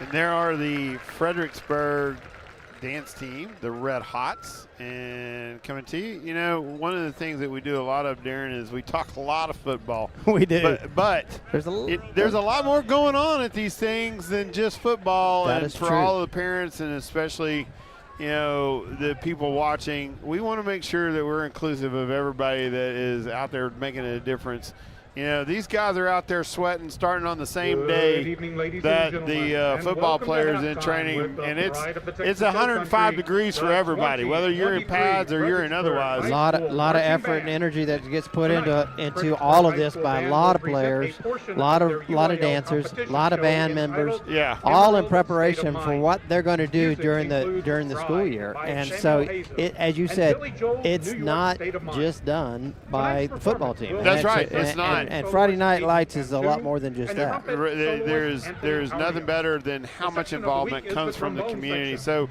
we're going to give you an opportunity. We're going to take some long breaks and let people listen and hear the bands, both on Fredericksburg and on Canyon Lake side. But I believe, Corey, we have a guest. We do. We have a guest here tonight. If we get him on the there you go. You're good to go. Joe, looks here. Joseph Crisp. Oh, Joseph Crisp. Yes. Good to see you, Joseph man. Crisp. Joseph Crisp. He's one of the Crisp boys that play here. Got us down to the playoffs in 2018. Went 3 deep in the playoffs. Yep. Starting guard, right? Yes, sir. Yeah, it's good to see you. So you just got out of the Marine Corps a couple of days ago. It's been like a month now. Oh, is it? Yeah, I've been here 5 for a years while. in the Marine Corps. Yes, sir. It's good to have you back, man. You look great. Thank you. Thank you. We get him on the camera. He's a very famous person. Your buddies in Okinawa listening to you? They watch probably you? not. Probably no. not. No. Well, there he is, the big man. He's the bigger guy and the better looking guy than myself there. And if you get that close up of him there, so look at that. I think my brother might be watching right now. Your brother? Where's your brother at? He's in Lake Tahoe right now. Lake Tahoe. Yeah. Another Chris, the number 50. Yeah. Worn proudly on this field over the years. You played the Battle in Billies for a long time, did you not? Oh, yeah, we did. Had a good record against him, didn't you? Yeah, we whooped him every time. Whooped him every time, he says. Well, tell us about the Marine Corps real quick overseas. It was really fun. You know, I got to travel all over, made a lot of good friends. And, you know, out there, it's nothing like America. It's just your group of guys that you're with. Yeah. So you get really close with all those guys, and you do everything with those guys. And, yeah, I had a lot of fun. Yeah. So you got out as corporal, is that right? Did I Yes, sir, understand that yeah. right? You had Corporal. sergeant, but you said, man, I don't want to sell that on. I'm getting out, right? You did your 5 years? You know, I don't want to talk down on the Marines here, but I declined it, yeah. Yeah, you declined. That's all right. Joseph Crisp, number 50, man, took us down and had the epic game against Bernie back in 2018. They were ranked sixth in the state. Hadn't been this well since 1963, and by golly, we took it to you. You were a large part of that run into the playoffs and making Canyon Lake history. We appreciate that. I know maybe some of the people watching from Fredericksburg here tonight are watching and say maybe they recognize you, maybe they don't. But anyway. That's Joseph. It's hard to recognize with the helmet on. Well, number 50. Yeah, you can't remember number 50 if you go back. It could be the Billy Network, the good guys that run the Billy Network. But no, I'm glad you're home. I'm sorry you didn't get to see when you came on your big party. No, it's all Darren's good. kept me busy, and yeah. I'm up here at the high school. People know where to find me, but I haven't seen you in 3 years, man. Oh, yeah, it's been a long time. We need to go have dinner. I know your old man's down there. See your mom a lot, though. Oh, really? Oh, yeah, she works at the school. Yeah. So your brother out there, Yeah. Benjamin Chris, also wore number 50, played center, got us in the playoffs. He's watching out there, I'm sure. He's a tail boom operator on refueler. I don't know, KC-135s or KC-10s, maybe. KC-10. KC-10s. Yeah. And he does the refueling for the Air Force, so shout out to Benjamin Chris out there. He also played a little bit out here against the Battle and Billies as well. But correct me if I'm wrong, we really didn't have a problem with Fredericksburg. I don't think so. No, it's always been a pretty good team to play with, good people. I think he might be lying. He's just trying to start it up. Yeah, he's trying to start something up. Start it up, That's the way it works. But good, Ben's out there refueling planes. I see little clips of him, refueling all kinds of planes, and that's good for him. I'm sure Mom and Dad are proud. Oh, yeah, he just got back from Saudi Arabia, and Oof. yeah, he loved it. Saudi Arabia? No, he didn't love it. No. There's nothing out there. There's a lot of sand. That's the big sandbox everybody talks about all the time. But, man, I'm glad to have you back here. I'm glad you stopped by. I know you're going to probably go out with your friends tonight. You can see some of your old friends. Oh, yeah, I got to go catch the UT game tomorrow. UT game tomorrow. So adjusting back as we all do, I'm ex-military. You get in here, you're going, wait a minute. I'm not in charge of anything anymore. Yeah. They won't even let me park out front and get my groceries. It's different, you know, is. And like even conversing with people, it's different. You know, I would say curse words in almost every sentence, you know. And it's kind of hard not. You got to clean it up. Clean it up, dude. Yeah. That's okay, Jeff. So see this button over here? We push these buttons so we can have conversations. Oh, okay, cool. Yeah, so you got to be part of the broadcast crew. But no, man, we're good to have you back, and we're gonna have that dinner. Maybe go somewhere with your folks, my wife, whatever. And get a brew or something. Something like that. I'm sure you got a lot of maybe get in touch with Dirty Mike and the boys and all those guys. I actually just hung out with Ross and Kamen last night. Ross and Kamen McDonough, Ross Snowden, those guys, and that's dirty. I call that Dirty Mike and the boys. Yeah. Of course. You remember that one time at Lester's house for our graduation party? No, I don't. What happened? Keep it clean. Keep it clean. Oh, this is clean. I think you took Mike to the ground. Yes, Mike jumped on my back. I forgot about that. Darren, he accosted me. Yeah. It was a military reaction. That'll happen. Oh, yeah. The military. He won't do it again, Yeah. Well, we talk about the Chris, but our very own Steve Chris, the father of that brood. Yes. He's down there. He's one of our sponsors. Got him up in the corner there. That's him. He's been with us from the get, and we really do appreciate all that he's done for Canyon Lake Broadcasting. Absolutely. He's been a sponsor, stalwart, and I'm just glad to have you back, man. It's good to have you. It's good to be back, man. Man, it's good. I know you got a lot going on, a lot of plans, but we'll go to a break here, and we'll let you go. I know you want to go do some things. All right. Joseph Chris, retired Marines, brother. Yes, sir. Good job. Thank you so much. We'll be right back after these messages. It's just good to see an old friend, man. Thank you for your courtesy and attention. Hey, this is Corey with Canyon Lake Broadcasting, here to tell you about Homestead Roofing, family owned and operated by Travis Macha, where safety, quality, integrity is still in the game, serving Central Texas, Canyon Lake, and beyond. To get a free estimate, give them a call at 830-515-7862. That's 830-515-7862, or look them up at homesteadroofingcontractors.com. Voted the best by the Herald Zeitung here in Comal County. Y'all have a great evening.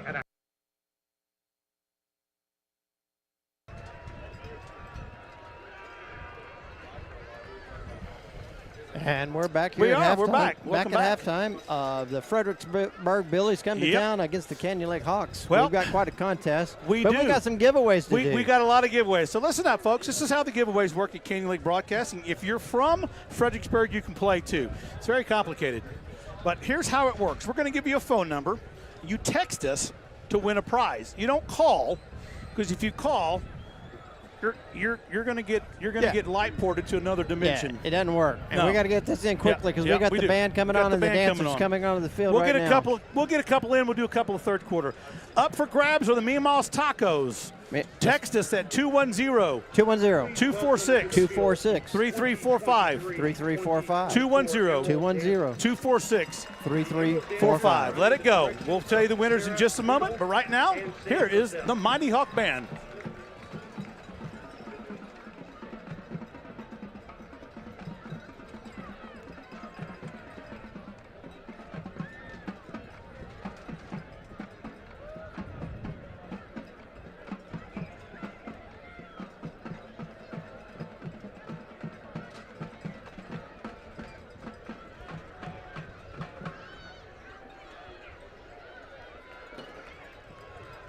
The Emerald Dancers are led onto the field by Social Officer Abby Ramirez, Social Officer Lily Hernandez, Head Social Officer Kaylee Larison, Lieutenant Bailey Foz,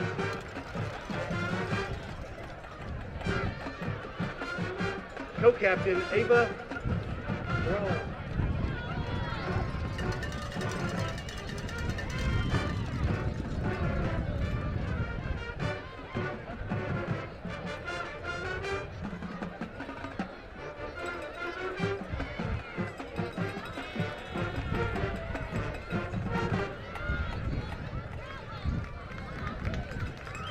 The Emerald Dancers are led onto the field by Social Officer Abby Ramirez,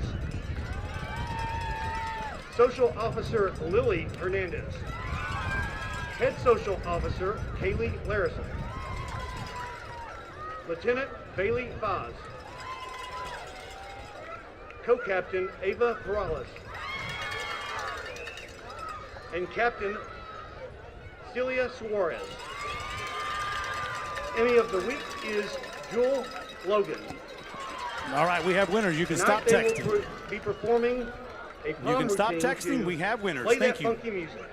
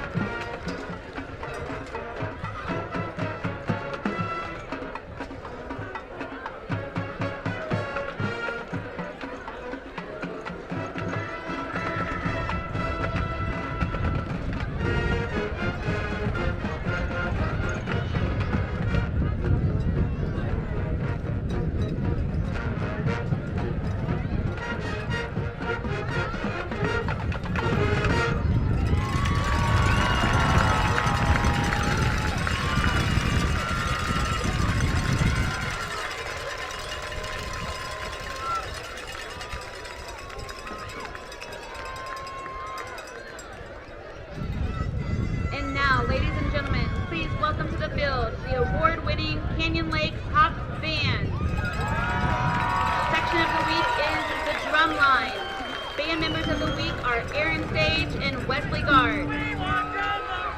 Assistant drum majors are Lulu Palmer and Margaret Zulueta, and head drum major is Emily Aguilar. Directors are Jordan Davis and Ed Gonzalez. For tonight, the band will be performing the first portion of their 2023 production of This Is Us, featuring soloists Aaron Jimenez, Brian Fugate, Cody Brandon, and Lulu Palmer.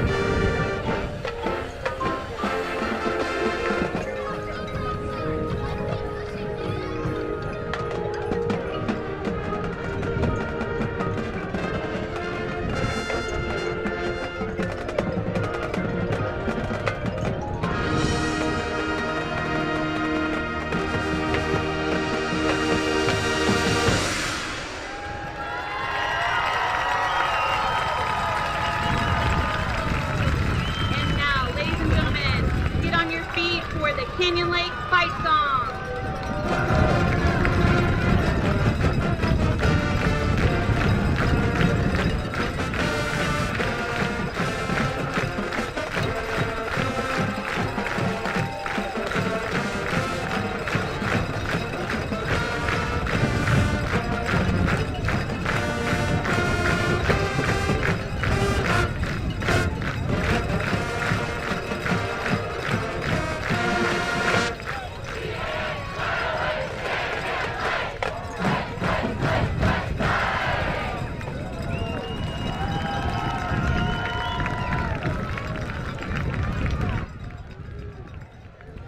And we're back. That was the Mighty Hawk Band and the Mighty Billy Band.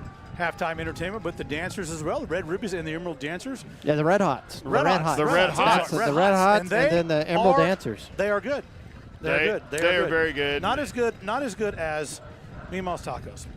Well, yeah. Well, I don't know. Well, because we have some winners for the Mima's Tacos, and those people are hot too. Equally good in a different sort of way. Absolutely. Well, we have our Mima's Tacos winner. We got some more to giveaways right now, and that is Rodney Sales, and Scott Hewen won the Mima's Tacos. Darren? All right. Rodney Sales, one of our sponsors. Triple Peak Automotive. Love that. Love that so when Triple Peak. Yeah, absolutely. When our sponsors come through, that's a good deal. Yeah, Rodney Sales. You need something fixed, done right, get over to Rodney Sales, Triple Peak Automotive. Look them up, Rodney. And we've got a new sponsor coming up. We do. We're going to bring up a new sponsor, and I want to get them up there really quick. Yeah. That is 1044. 1044. That is Michelle Valenzuela. She is the wife of our SRO officer. And here at Canyon Lake, Danny Valenzuela, that is her photography business. And he came in one day, and we said this last week, hey, how can I get involved in what you got going on? I told him about Darren and LJ and the kids and kind of what we did the last 8 years. And he goes, well, we want to be a sponsor. And I said, okay, great. He goes, no, I want to pay. I want to be a sponsor. I said, hey, discount and all this stuff. And he says, no. So he laid down a sponsorship for his wife's business there. If you need anything done, photographs, seniors, prom, homecoming, dances, anything you want in the photography business, 1044 Photography. And that is Michelle. She's at 210-273-8555. Yeah, I got a chance to talk to her. If you need, if you're going to get some senior pictures done, you got maybe a quinceanera that's coming up, a wedding, all sorts of things. She's on board for all those things, and she's happy to do it for you. She's located down in New Braunfels, but she'll do all the work out here and come out there and get the camera will travel. We'll do and it. It's back to one of the homegrown people at Canyon Lake. Not a big, we have a lot of mom and pa, small family businesses, and that's one of we're very, very grateful. And then Danny Valenzuela said, you know what? I want to give $500 to the Canyon Lake Broadcasting Club. So he donated that as well. Yeah, that's awesome. And he walks in with a bag of Starburst every Friday. That's a SOR officer. That's a good resource officer right there, keeping the place safe, taking safe. Care of the business. That's right. And taking care of the students and well, apparently the staff if he's bringing in Starburst. Starburst, whole bag full. Wow. Look like range cubes. Wow, nice. Woo. Very nice. Yeah. Very nice. Well, we got a couple of giveaways here tonight with Rodney Sales and Scott Hewen. You won the Mima's Tacos. Up next, listen to me. Here we go, Billies. Everybody here. This is the way we do it. You text. We're not doing it yet. No Don't phone call. calls. No phone Somebody calls. called me a while ago from El Paso. Not good. Not good. I know they were exuberant. They're happy. They're excited. They got excited. You got to text. You got to text. It is exciting, but you cannot call me. Never call me. What are we giving away? All right, this is what we're giving away. Right now. 2 teepee. We're giving away all. We've got two night stay in the teepee from Mystic Core. Look at that. Look at that. Look at that. Oh. You got more pictures? Look at that. I do. Look at this. Watch look at this. this. Watch. Oh, Whoa, look at that. Look at there. Yeah. Got the carpet and the bed, futon, and the my big God. TV big for screen. football. Yeah, this is. Give me one more. I know there's somebody I want to show you. No, I don't have that one you in there. Don't have that one in there. Don't have that one in there. Yeah, there was another. Yeah, there's another picture in there. We're gonna have. I'll have to pull that one in later. Yeah, but we're giving away that tonight. That's 2 night stay. Don't text now, people. People are already jumping the boat. You're calling. Don't and you can't text. Call. Don't text or call. Not You're yet. You're jumping the gun. We haven't said now go. We have to start all over. Yep. Report. Look, you ruined. It's forget it. They don't. Well, no. You know what? You're not included. We're gonna. Don't start yet. We don't start yet. What else are we giving away? Okay. We're at $25 off cell phone repair services there in Sattler. If your computer or your cell phone, which I took advantage of this summer. Yep. Because I broke my cell phone twice. Yeah, and then we have Huth Transport with some giveaways. Huth for Transport. Saltgrass Steakhouse. Yep. And Roadhouse, $2 $50 gift certificates. That's what's up for grabs. Don't text now, though. We have people jumping the gun. They're just frothing piranhas. But we're not ready. We're not set up yet. Well, they're hearing us start to talk about it. I know, but it's, look, I get it. I'm Bob Barker. We have to play the game right. Anybody can play, but not now. Hang on. Not now. No, we got to clear the boards. Clear the boards. We're clearing the boards. Have the board's been cleared? Yes. The board is cleared. Board's cleared. Okay, now you can text. Text. Here we go. All right. Here we We go. got the 2 night stay at Mystic Quarry. Capital Farm Credit knife sharpener. Knife sharpener. Guaranteed to make that Ginsu sing, right. baby. That's the knife sharpener right there. The V-sharp. Yeah, the V-sharp. The yeah, warthog. That thing the there. warthog. Yeah, very that nice. thing there. Very, very medieval looking. Anybody can win. You can be anywhere. And we got the Huth Transport. Yeah, they're a big sponsor here. They're giving us some stuff there that you can win. And we're going to put my finger down here in the machine in just a second as the Battle and Billies come up. And we have one there. Welcome back to the field, George. Canyon Lake. Here comes Canyon Lake. There's the Canyon Lake Hawks onto the field. Yep, they're on there, giving away those big gifts. Got the Little League out there, some young kids as well. And everything's getting back into game time. Here we go. We're going to give away that cell phone, 25%. And that goes to, oh, looky there. Wow. We got winners everywhere. We got winners. We're going to hear from Who's Transport. Oh, we got 50 messages. People are just banging away. Sarah Moore got one. I let it out. You let it out. Whoops. Don't do that. Well, she didn't know what she won, but you can be excited that she got something. Yeah, I'm trying to get my phone to. They're out there. I'm trying to. LJ, help me. He's having a hard time. Here we go. I think Corey's in full meltdown mode right at the moment. I know that person. Trent Allie Christian. Oh, he's giving them away again. He's like me.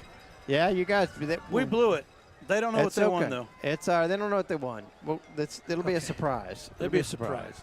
All right, we have all the winners. You guys can stop texting now. We're going to let you know. Yeah, we're going to let you know. know. As we go from the third quarter into the fourth quarter, that's when you're going to know, and that's when we're going to tell you exactly.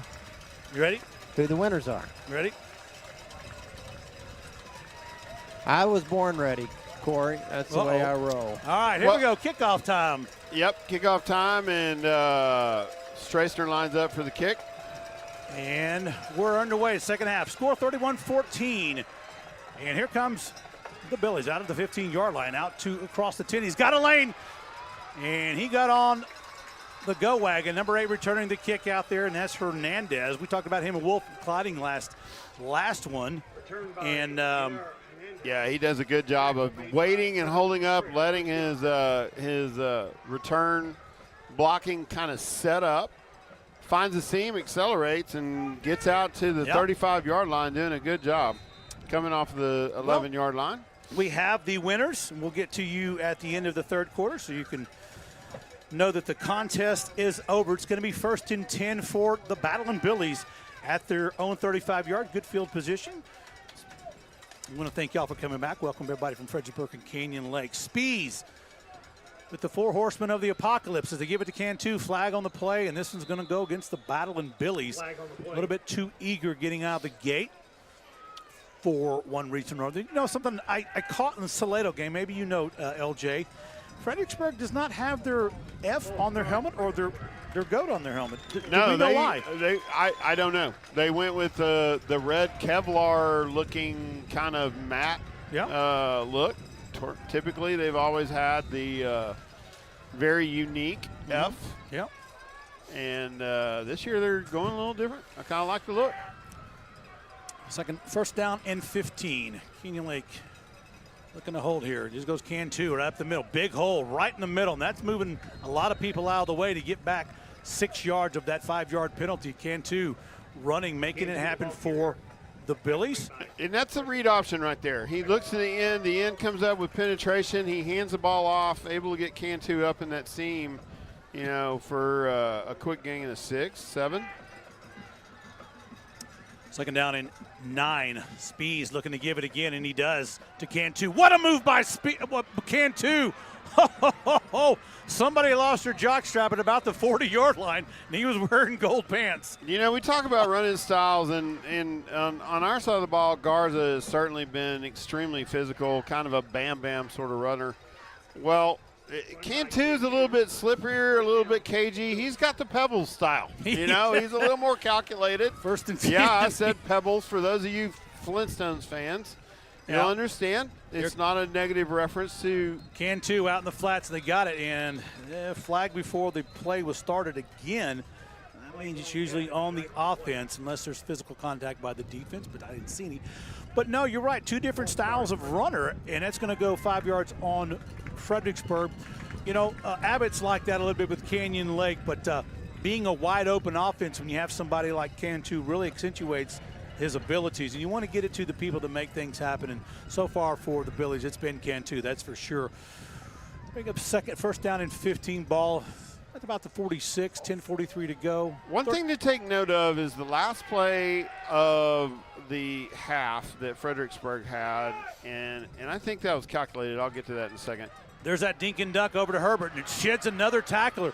I'll tell you what, Williams has had his trouble getting down number 12, and I will tell you one thing. He's determined to make that not happen again, but good move by Herbert. Well, Williams keeping position up inside that zone, doing a good job. I mean, that's just a quick slant. It's hard to defend. I'll get to why I want to point out the last play of the half, and it's kind of important. Cantu meets Anderson. And Anderson coming in on a blitz, he'll lose a yard on Cantu. But what were you saying, LJ? Anderson's been a maniac.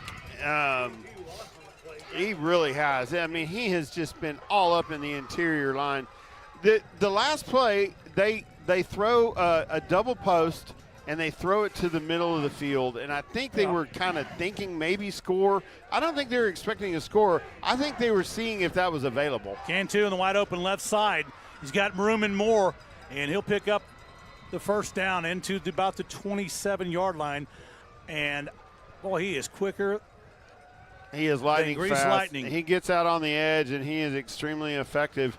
But, you know, where you are right now on the 27, 28-yard line, this is a good time to think about that. And I think that pass, they're looking for that pass to be there. They were setting that up. First and 10, trips to the right. Looking long, he's got room. This is where he's dangerous. He gets out of the pocket, gets on his wheels. Down the sideline he goes. Spees going to pick up his best Johnny Manziel trick and get into Deep Canyon Lake territory. Spees, just what he did against Salado, cracked one off in the middle for a 50-yard some-odd touchdown, and he's moving methodically.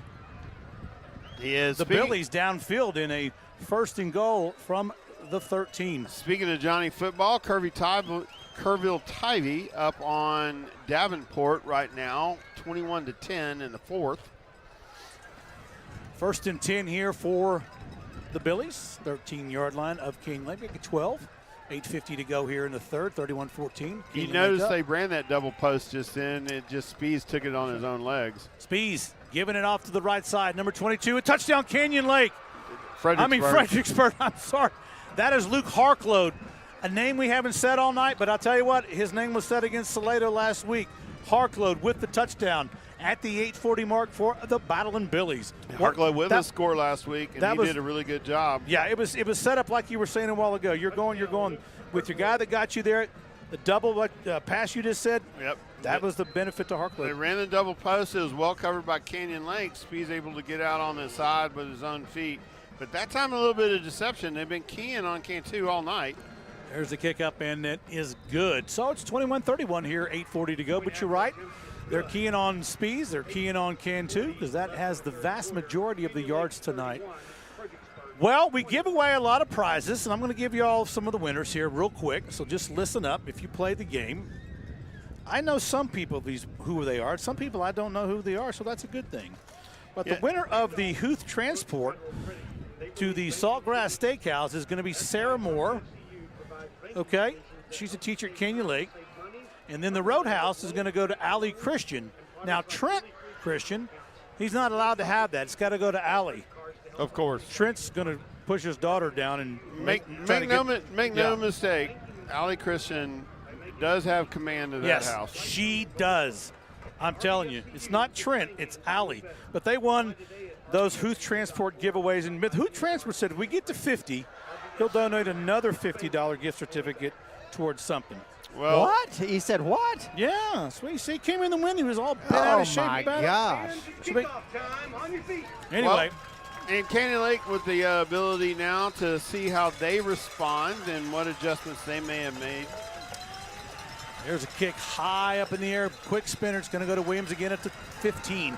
Out to the 20. Cuts back. Looking for a little window of opportunity. Tries to make the corner. Just can't make it. What a great open field tackle by number 15. And that's Santi Vila. I'll tell you what. There was Sophomore. nobody behind him. None.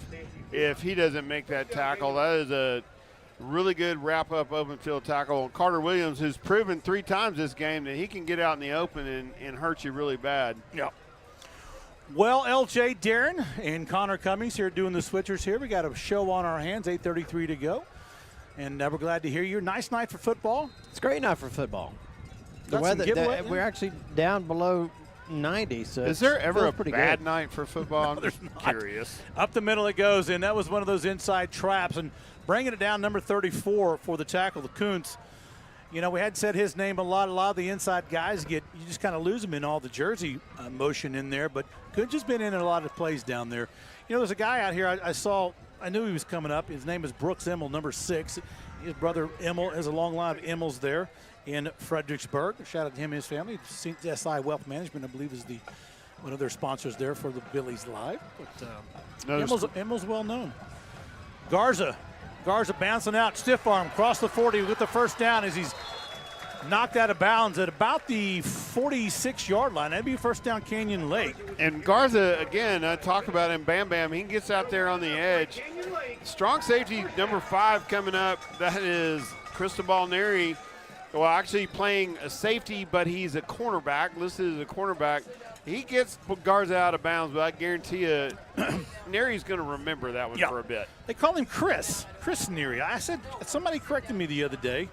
I didn't know either, kind of going what's on the sheet, but I like Cristobal. Yeah, to our Fredericksburg audience, we are not familiar with these names, so sometimes we may mispronounce them, and we apologize. Pass downfield, Harris Gilliam, and man, what a pass that was and what a catch, because number 8, Hernandez, was all over, and that was just, it was good coverage by Hernandez. It really was. It's just one of those things that you got your back turned a little bit, you can't see it the full way, and you got a good person down there who has good abilities. Crowder putting that ball at the only place that it could have been received, and Harrison doing a good job coming up with hands and pulling that down. Shotgun. This is going to be a pump fake inside in. It was going to be a keeper. I've got to believe he did a pump fake, but there was some people downfield. Well, I want to say a big shout out to Mindy Cantu saying go Billies. Good people from Fredericksburg listening to us or watching on the Vine. We appreciate you guys out there. I know that you have a choice when you go out there, and usually it's Billy Live, but they're doing a volleyball game tonight, and they do have the radio crews here, so of some sort. Good people over there in the other room. Got to visit with them shortly. I was waiting for them to tell me where I could get some Hefeweizen other than the Bratwurst factory. Garza bounce in, bounce out, inside, twist and turns, yard after contact, LJ. Yep, yard after contact again. He gets hit and goes for another 1.5 yards, 2 yards just on a little spin move inside. But able to churn up the yard, and that was an important yardage right there, bringing up 3rd and 5, maybe a long 6. Yeah, in comes number 2 for Canyon Lake, Ryan Opelt. Makes it a little more difficult.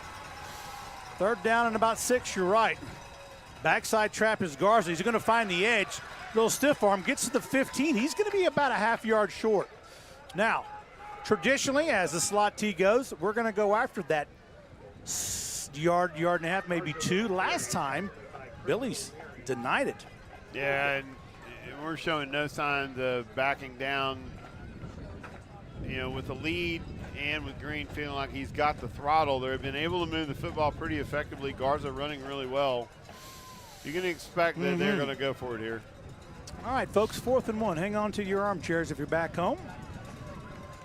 In motion, Williams. It's going to be a push forward. They're going to get the first down, quarterback keeper. And that is a nice play nice call by the coaches. You got Williams in motion. He's been all over the field. And you're just thinking jet sweep, and they just get up underneath number 75, Stevens' big rear end up there. Well, this is an exceptional time to mention, what part of the success that we've seen tonight, both with Crowder and with the running game, has been a literally 180-degree change in the offensive line play, and they have done a bang-up job of keeping Fredericksburg at bay tonight. They have. 1st and 10, Canyon Lake. Going to give this one to Abbott's little pump fake inside, and Gilliam gets it. Does he hang on to it? Touchdown, holy Toledo. Did you see that? Oh, my God. What a catch by Gilliam. I tell you what. I thought it was an interception. Crowder showing no fear, and he throws a dart to the inside. Basically he's just saying, hey, take command, Gilliam coming up strong and Look at the showing a replay. little strength. There you go. I thought it was picked because I was about to say picked off Chinworth. I thought he had it. What a great play on defense by Chinworth. It just got through. Well, Gilliam doing a fine job of just fighting for the football. Yep. But, again, Crowder Van showing a Est all little good. poise back there, and he throws a bullet. Darren saying, look at the replay. Here it is. It's a good fake. He rides it a little bit, then just zips one. And by gum, he came down with it. Yeah, that's wow. an exceptional catch. Gilliam does a good job of just fighting off his defender. You notice how he uses his body in order to kind of shield him a little bit. He turns in and is able to get his hands out in front, pulling that down. Big D coming with the replay. Yeah, good job with the kids coming up with a great camera action. Connor doing an exceptional job on the switch. Yeah. And well, you do, Connor. You're doing a great job being it. She's saying folks, no, but I'm listen to saying me yes. out there. I don't know how many people out there, but listen to me. I can say this on the air. Last year when Connor came to the broadcasting club, she had never seen football.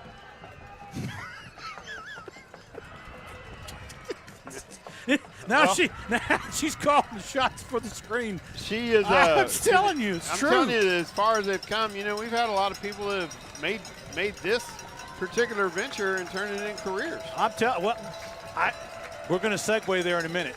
Here is the kick by Stracer, right down the middle. Up back's going to get it this time. Number 11 with the return, still on his feet, and that will be a number 11 with the return. As Corby Wunderlich sticks his big face into the broadcast booth. Yeah, What was that? He's sticking Aggie recruit stuff in my face, and Well, after all of the good things I've said, I touted his son. Uh-oh. I did not bring up the rivalry, given the fact that I got two Aggies in the booth. Some people just go where they're not allowed to go. Well, he's the number 2 guy at Komalaiste. Yep, he's from here. He was a principal. Wunderlich was his son. You talked about it earlier. I don't care if his name's president.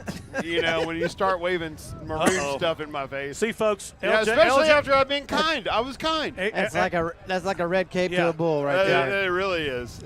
First and 10 for the red guys in the red helmets. Spees calls his own number, and there he goes. Inside, Williams take a little credit for that tackle. So will Eli Hammonds, the sophomore, number 33. But no, LJ's in here with 2 Aggies, and Longhorn, we make it happen. And Wunderlich, Mr. Wunderlich down there, he was a principal here. And fine job here. Yeah, fine job. I was here when he was around there, and he went into the district, number 2 man, secondary education. Good guy to have on board. And I tell you what, there's no finer family than the Wunderlichs, and I will continue, even though they're waving flags in my face. I will say this. Spees looks outside, gets it to his Cantu, and just out of reach. And it's the little things like that you're going to give it to the guy who's just an incredible rower, Aaron Cantu. Yeah, and you just got to know there was probably 10 more yards to that. Spees wanted to have that one back. He throws the ball behind the runner, and he knows. And Cantu is actually coming off a little bit lame on that. He threw that's a ball that you're trying to lead. Little wheel right out to the flat. He's trying to lead him a little bit on that, and gets the ball behind him. He kind of gets him spun around. Well, LJ's called timeout. 4:50 to go here in the third quarter. We have some more winners. We're going to take that opportunity as she gets you some crowd shots there. Here's some winners of the cell phone. Canyon Lake cell phone and computer repair.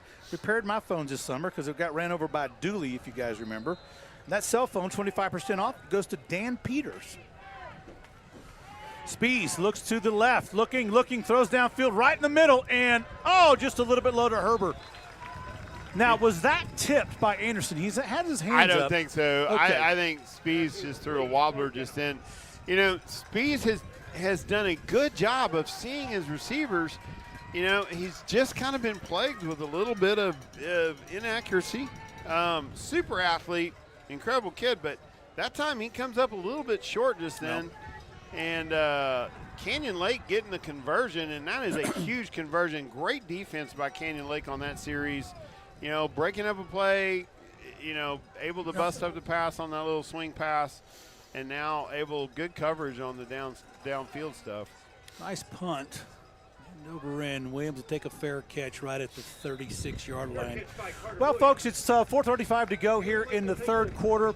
38-21 is your score, Canyon Lake up. Now, we talked about the first president. We didn't talk about it. Well, the first president for the Canyon Lake Broadcasting Club was a lady named Hannah Harrison. And Hannah Harrison said she's always wanted to be a part of broadcasting. That's what she wants to do in college. Took off to Colorado Christian University. Became a part of the Colorado Christian volleyball team news arm of that school. Transferred to Texas A&M, as where her mother and father went, and was accepted to the Texas Ag Network, and she's living her dreams. And, Texas Ags is a local online contributor and sports news outfit that does dedicates itself to the fighting Texas Aggies. I can say that, and she got on with them, so she's doing reporting and all sorts of things. Backside wide open is Williams. Is downfield. He's get the reception. Still on his feet. Across the 20. Slipped a few tackles. You're kidding me. Touchdown, Canyon Lake. I tell you what, Steven Crowder is showing no fear in his ability to throw the pass. He is counting on his receivers, making catches where they have to be.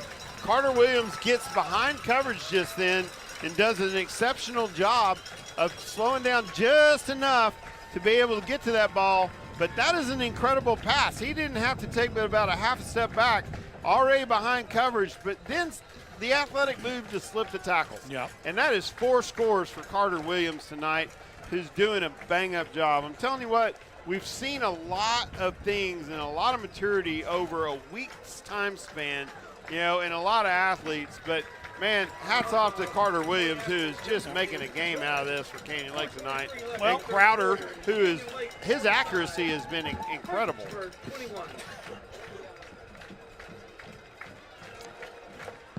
Yep. Well, the extra point was good.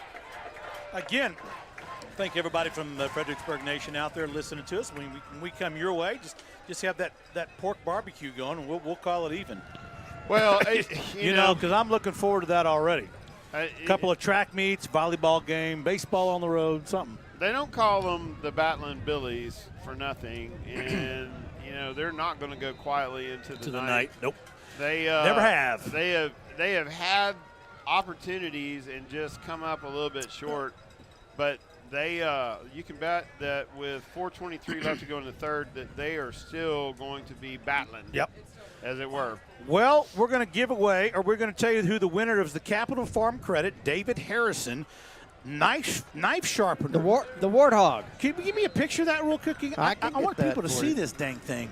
Oh, it's as we line up for the kickoff, we're going to get the picture up there. There it is, that thing. And high kick by, Strassner. Looking for a road. Contreras kills it. I'm sorry, folks. A little flag about 45-yard line, though. Hang on. And that's going to be down here.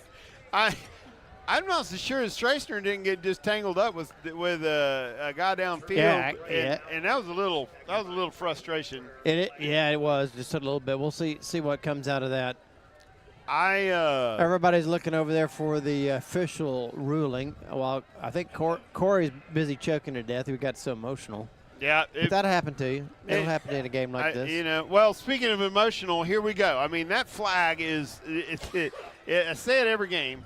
It's okay to play with emotion. You can't play emotional, and that one's going to hurt the Billies right there when they've got a lot of ground to cover.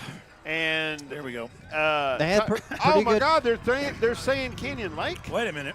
Well, maybe it's offsetting. I don't know what happened. I was doing my best impression of Doc Holliday behind everybody over here. Yes, he was. He was a lunger there for a few minutes. I was looking for the defibrillator.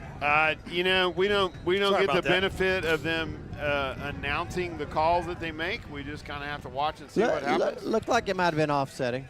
I couldn't tell. It could have been, but well, I know one thing. It's 1st and 10 for the Billies. It is that. And they've got trips left. Spees back there with Cantu. I think that's Cantu. Spees will give it. No, it's Harkload. Harkload gets in the middle. Guess who he's hit by? Right in the middle. That's number 3, Max Granger again. We don't say him. He doesn't come in a lot, but when he does, he's really effective. Kind of not what you think a big linebacker should look. Not like Wunderlich. No, but certainly effective. Harkload doing a good job. Now, we saw Cantu come off the sidelines a little bit, and he may be getting some treatment over there. Harkload stepping up. Spees, little dink and dunk, as you say, LJ, are very effective. And they've been doing bread and butter with that all night. First down, Fredericksburg at about the 42-yard line. They line up in trips, and they're going to bring that middle guy down into the soft zone coverage and just try to get him underneath. Spees recognizes him quick and hits him. And, that's the kind of thing that they can use to perhaps continue to chew the clock. But there's got to be a big play in here at some point, Corey. There's too much ground to cover. There is. 1st and 10, Billies. There's a little dink and dunk again. And let me tell you what, there's Anderson all over again. And Herbert. That was 56, actually. Oh, I'm sorry. That was your Resty. Yeah, that was your Resty coming up big. Sorry about that. He's in that dime package, and so he's your second, actually your third safety that's playing up in that, stinger role and doing a good job of reading coverage just then. Good open field tackle. Gain of a couple. Be 2nd down and 6. Inside Harkload, and he'll get the first down. Harkload just explodes through the hole. That is a nice run. There seemed to be a little bit of confusion on the defensive line just then. And also I'll note that we've got a few new people down there on that line. Number 52 is Michael Anderson. We know who that is. But down on the down line, we've got some new faces. Holy Toledo. Somebody left the gate open, and the Hawks went through it. That's going to be a loss for about 3 yards. Number 2, Ryan Oppelt, is playing really strong right now at that one defensive end position. Number 3 is going to be Granger, who's also playing a good linebacker. Yeah. So he's kind of new. And Ryder Hopper, I believe, is the other defensive lineman that's down. 2nd down and 13. Spees looking. Here's where he gets dangerous. He takes off, and he sidesteps a tackle and gets out of bounds and stop the clock. Man, he is – I like watching that guy because he looks and looks and he says, look, he's patient enough, he's mature enough to say, look, don't force it. I can go get 5 or 6 right now. Live to fight another day. And in case you're wondering – you don't see that for a sophomore. No, you don't. Not a lot. And Ryder Hopper, the second-string quarterback, is playing defensive line. That is an unusual combo. Well – we do what we do. It takes a village. Harkaload, left side, cuts back to the inside into linebacker village, but makes out for the first down. Harkaload also one that sees the field real well. He gets out there, there's nothing there. He makes a cutback and is coming in on the seam. Got a rising moon out there. There you go. Look at that thing. That's beat red. Oh, my. Yeah, we got a replay of the moon. Yes, we do. Very talented. Spees looks back, pressure on. Slings one downfield, has a man in the end zone, and I think he caught it. He did. Dadgum. Wow, what a catch, number 4. And what an acrobat. Coverage. Asher Gaiman, the senior, 6'3", 175 pound, and that was an acrobatic catch to match out Gilliam. I believe Tristan Alexander is back there in deep coverage, does a really good job of maintaining, contact with him. It was just a jump ball, and he came down with it. 45-37, there's a shot of the camera. 1:39 to go. In the third. Next point attempt will be by number 42. And that'll be Charles Ryan, as we talked about. Got a lot of these shots here made possible by Canyon Lake Broadcasting Club. Bunch of students. We're proud to have them. And the kick is up and it's good. Well, like we said a while ago, at the end of the first quarter, it was 13-14. We say we're in for a shootout. Not that we're not trying to be Captain Obvious, but we're going to – I think each team at this rate will breach 50. Well, let's give away – we're going to talk about who won the Capital Farm Credit. Warthog. The Warthog. The finest knife sharpener known to man, by the way. Yes, very medieval. I like it because it looks – I would want one just to put it up there so people would walk by my house and go, what is that? Well, it's not just the look. The dang thing sharpens knives better than any other device I've ever seen. The person who's going to be sharpening the Capital Farm Credit knife is going to go to Heather Knight. Heather Knight. Yep. And in just in about a minute, 39 seconds, we're going to give you the big winner of the 2-night stay in the teepee. That's right. We're going to have the teepee stay. Teepee giveaway, so hang on to your bootstraps, folks. Now, if you're Fredericksburg, do you take a shot at an onside kick? I don't. I think you roll the dice and try to play defense. I really think they want to try to kick this, because you're not just trying to play possession, you're also trying to get field position. If you get a stop in the field position, now you've won the field position game. You're going in short field. You got a shorter clock. Nice they're boot. just going to have to. Williams goes through Williams' hands. Williams is going to have to pick this ball up and do something with it, and he is going to get tackled inside the 5. Now there's a mistake for the Canyon Lake side that we hadn't seen, that we saw often last week. And that was an interesting kickoff. This time choosing to kick a line drive, and I mean that was just a knuckleball coming straight out. I had a little wiggle to it. And again, we talked about that. What do you choose to do? Well, you're gambling on field position. Now, Fredericksburg's looking for the stop. Canyon Lake's looking to say, hey, you know what? We have been coming down this field all day. We're staying with our game plan, even though we've got our ears pinned back right now. Yep. And they're going to just dance with the one that brung them, keep on going down the football field.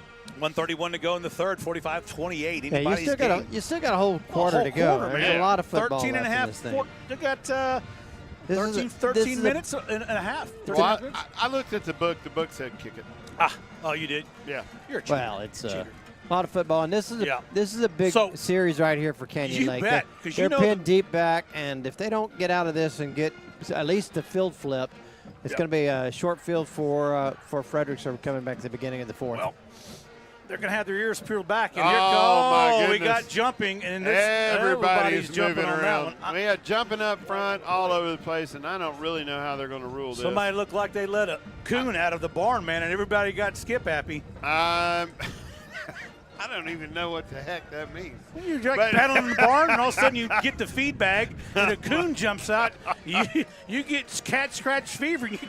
What do you mean? We got an offside. We got an offside. Yeah, Fredericksburg jumped and pulled them off, and they were aggressive getting across the line of scrimmage. I believe it was on number 76, who was just a little bit eager. We'll take it. But still doing what we do. That gives them a little breathing room. Now Green can have a little bit of room to maneuver. Crowder's going to give it to the backside. It's going to be Couturier looking for the right side. He's got a speed, but he doesn't have enough tackles to make it happen. They're going to lose a yard. Well, they saw that coming, but let me tell you, and they shut the door. Well, that's been one of the adjustments that you see. We've gone to the pass game and been effective, but Fredericksburg has made the adjustment in order to try to shore up that outside, and they were able to get contained. Well, this is going to be a test because Garza is out. He got hurt on that scoring drive earlier, and Tristan Roberts just came in. You won't see him back in there, and there was an opportunity there to cut that ball up like he would have done, and that didn't happen. Caden Rodriguez, and he might get back a yard. That's it. It's going to be an ugly third down and about 6, maybe 7. Really mark the ball. But you're right, Darren. And Garza's not in there. He's down on the bench getting treatment for something. Caden Rodriguez, again, we said that early, he ripped off that 72-yard run. Bill Green's going to have to pull something out of the old knapsack. As they call timeout, think this one over. It's not timeout. They're going to let the clock run down, which will be the end of the third quarter. So we'll flip-flop ends, which brings to mind the winners of the Mystic Quarry 2-night stay in the teepee. The creme de la creme gift for tonight. You get that picture up there. I know Darren's got it. Where's it there? That's what we're going to, this is ready? Here we go. Here's the winner of that stay. It's got a nice inside, air conditioning, really nice play right off 306 here in Canyon Lake. It's glamping at its greatest. And the winner of that goes to Skipper Williams. Skipper Williams. I don't know this man. Congratulations, Skipper Williams. Whoever Skipper Williams is. If you won, give us a text with your name, please, and an address. That's sales, Mima's Tacos, I know where he is. Scott Hewen, need your name and address. Capital Farm Credit, name and address. Canyon Lake Cell Phone Repair, Dan Peters, name and address. Sarah Moore, Huth Transport. And there's a picture of some of the people working the cameras right there. There's some students. There you go. Thanks for getting that on there. Get some more of those if you don't mind. Allie Christian, she is the winner of Huth Transport, probably going to Trent, but I'm going to scratch Trent's name. I'm going to Allie direct. There's those are our our winners. crew up on there, and there's our guys down on the field. Yep. The third quarter shot of the students doing what they do. Dancing around, apparently. And this is a huge third down right now for Canyon Lake. Key spot in the game here. Key spot in the game, and, it's going to put them in deep punt. All right. Van Osdal taking snaps right now, trying to get ready. Carson Reiners is a deep snapper. Crowder rolls out, has a man, zings it, and in and out of the hands. Incomplete, and it was behind him anyway. It was intended for Williams right at the yard marker, 4th down Canyon Lake. Yeah, I think Carter does a good job of trying to get up and high point that ball. That ball's just kind of behind him a little bit, and he goes up kind of strong, pretty physical to go get it. So the Billies hold. The Billies hold. Well, let me go over this one more time so we make sure everybody is on board here. If you need your name, your address, text that to us. Dan Peters, Sarah Moore, Allie Christian, Heather Knight, Scott Ewan, Rodney Sells, and Skipper Williams. Now, folks, this is something to talk about. Canyon Lake has not had numerous opportunities to punt. Garza, who has been their punter, is currently out, so Van Osdal will be taking the punt. So you've got a snapper and punter that had to, they were rehearsing on the sidelines, but Van Osdal stepping in to take the cue. But when we talk about when special teams are critical, it's times like these. You got 11:56, so only 4 seconds off the clock in the fourth quarter. And we're in deep punt with a fresh punter. Who's never really punted football, kicks, but doesn't punt. Right. And, this is one of those times where you got kind of a, teeth-gritting type of moment for the coaching staff. They're saying, okay, look, we've been working on this. Nobody jump. Nobody do anything silly. 12 minutes to go in the game, 45-28. Good point, LJ. Billy's held. And like we said, battling Billy's. Here comes a crucial punt by Van Osdal. Snap, Van Osdal. Oh, he shanked it! We just talked about it, and it goes out of bounds at the 11-yard line. That was a call we just talked about, LJ. You mentioned it, a new punter, Van Osdal, and there you go. That is a key mistake for the game. Billy's will try to capitalize on that. And I was not, folks, it was not trying to wish that to come true. It's just, it's just one of those things that just comes up. And dadgummit, I know Van Osdal, who's been just as sure-footed as anybody. He's sure-footed as Gus the Mule, I tell you that, on extra points this year. But things like that, a couple mistakes, and now all of a sudden the field's flipped, and Fredericksburg working on a short field with a lot of clock left. First and 10 at the 11-yard line. Spees throws it, touchdown, just like that. Blown coverage. Rodriguez didn't have the man. Number 10 was in there, and number 10 was actually in a zone where he should have been, and that guy was new that came in. That's Caden Joyce, a young sophomore. So we've seen the young crews make mistakes on both ends of the ball, and right then they had enough field to where they could kind of settle into the zone just then. And Caden Wolf comes up big. He kind of settles down inside that zone, untouched. Speed sees him quickly. Yep, here's delivers the extra ball point. Quickly, and the kick is up, and it is good. The most critical thing probably about that is the speed in which that happened. So you're 11:56. Only 12 seconds have come off the clock now, and it is a 10-point differential. Yep. So this is a 2-score game. Absolutely. Canyon Lake is certainly saying, okay, look, we're not coming off the accelerator here. We're going after it. Well, look, Canyon Lake I'm going to go over the real quick while we get a little break here, LJ. We're at Fredericksburg here today. Next week we're at home against Bernie Champion. Then we travel to Veterans Memorial. Homecoming on the 21st, East Central. Then Marble Falls here. Marble Falls away. Davenport away. Then out to the Burnett Bulldogs and away. Then Taylor comes here. Lampasas is here as well. So that's the next several games. I don't have the schedule for Fred, but I know Fred's going to be playing one of their nemesis, Bernie, last game of the season in Fred. Bernie, who just put an Old Testament butt whooping on Pleasanton tonight, 44-0. Across the district, Bernie won, Davenport is losing. Burnett is way ahead. Nice kick. Well, there's the one you said who kicks it in the end zone. Well, let me tell you. He kicks it into the end zone. What a boot by number 42. Yeah, That's Ryan. Well, folks, we got an old-fashioned shootout. We got a full moon rising up on the east side of town. It is Friday night. It is a great game. It's anybody's game. I want to give a little shout-out to North Shore UMC. You might hear a lot of bells in the background. They gave out a ton of bells in support of the fifth quarter they're having tonight, so after the game. So just want a big shout-out to one of our sponsors that is active in the community and making things happen, and got a whole lot of noisemakers out there. We do, in the JROTC down there with the big bell they ring. And we're going to see if they can't give it a little ring here. They do some push-ups when we score. So 45-35, 11:43 to go here in the game. Yeah. Anybody's game as Cane Lake comes up, and maybe they're looking for a little ground and pound now, old-fashioned way. It's going to be Williams up the middle. He's going to cut back in. He'll pick up 5 or 6 maybe. And that's a good gain on first down. Yeah. I mean, that gives you options on your second down, and that's exactly what they want. Scores across the district real quick. Burnett is crushing Llano 47-6. That's in the fourth quarter. Bernie won 47-7. Lamp stomped Austin Northeast 49-0. Kerrville Tivy ahead of San Antonio Davenport right now 28-10. Taylor also pitching a shutout 24-0 against Rockdale. So the district is shaping up to be pretty tough this year, Corey.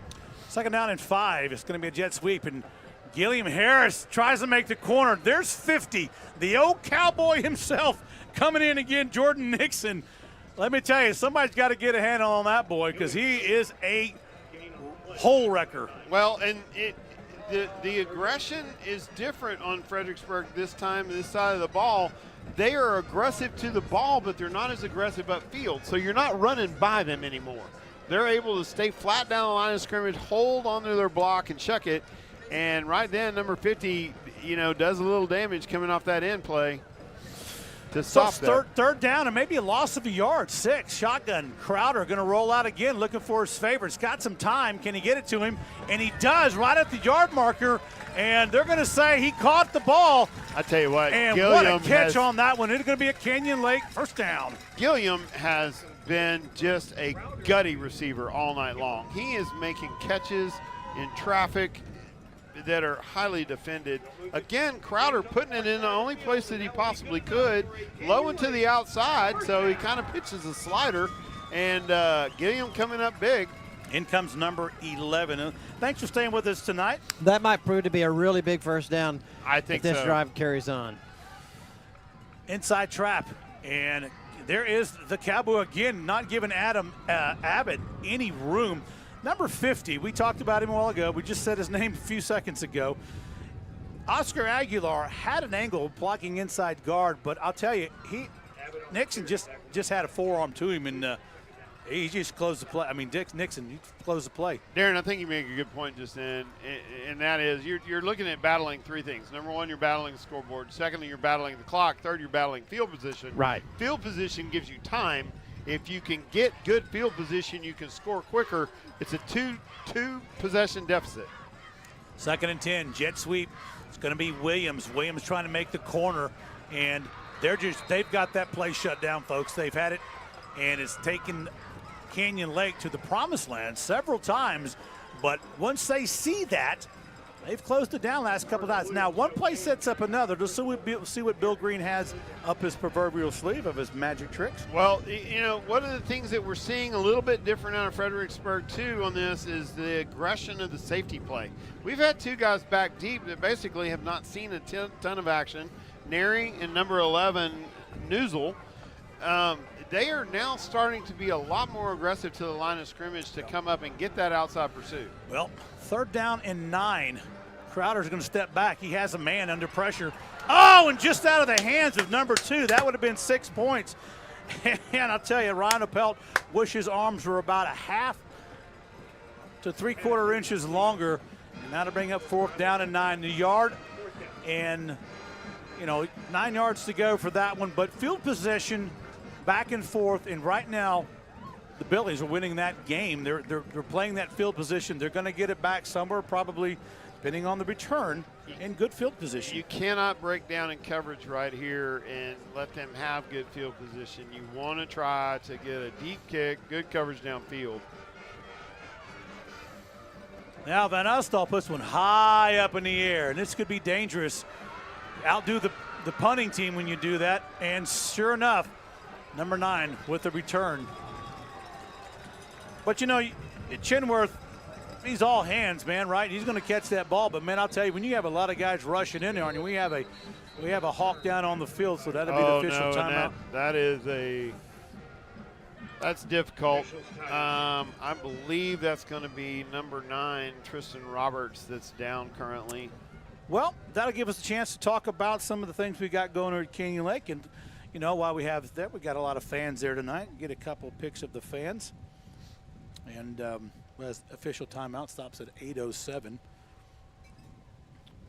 Hope it's nothing too serious, but there was a lot of bodies in that pile. Well, when you get a kick that's that high, you know, there is just all kinds of things that are going on. I mean, you've got everybody piled up, and they're all trying to make blocks. He's up. Like Roberts is holding his arm, perhaps. Yep. We'll get later reports on that. You know, one of the things that we are not allowed shoulder. to Look, do. maybe a shoulder. But anyway, we'll get it. Yeah, you're right. UIL. We are not allowed to talk about injuries or what they could be. We just know that we're always sad to see a young man get hurt. Yep. Especially somebody like that gentleman there. He's all. He has been a force this entire season, and well, it'll be 1st and 10 for the Billies at the 46-7 yard line, and 8:07 to go here in the game. 45-35, and the momentum has shifted to the Billies here. 8 minutes to go in the game. Trips right, Spees in the backfield with Harkelode. It's going to be Spees, and it tipped by Anderson again. Yeah, and that was a great job. Carson Reinert actually is the one that causes him to throw, you know, a little bit of a Patrick Mahomes type of pass. He tries to throw it underneath him, and it lowers the trajectory in order for Anderson to get up and just knock the ball away. Well, I'm glad it was Mahomes and not Fran Tarkington. Yeah, me too. Yeah. Well, y'all shot down my childhood hero I last advanced week. this into the 2000s. No. Here we go. Spees. There's a rush on. Spees has got wide open territory. There he goes across the 40. And I'll tell you what, who tackled him? The defensive end, Reinert's number 80. Reinert's coming out of a defensive end position to come down and hunt down Spees, basically, in order to get that tackle. We had pressure inside. Number 20 is Van Osdal. Brought that safety blitz. And, they brought him in quick, and he's just kind of pushed out of the way, clears the play, and Spees goes. 7:40. It's going to be given to Harklode inside, dragging the ball down. Number 25 on the 52. On the stop. That's Anderson again. He's helped out by number 8, and number 8 is Ryder Hopper. He's a backup quarterback. Yeah, and that's actually Cantu that's back in. Yeah, Cantu. I'm sorry. Harkelode, who did an exceptional job on the last series, but they're going back with their bread and butter. 2nd down and a long 6. Ball at the 31-yard line of Canyon Lake. Spees takes the ball, gives it to Cantu. Cantu's back in big way, and he's going to be short of the 1st down. Big tackle down there the far side of the field with Rodriguez and Gilliam. So it's going to be an ugly, well, I say ugly, it's not ugly. It's 3rd down and manageable. 3rd down and about 2, maybe 3.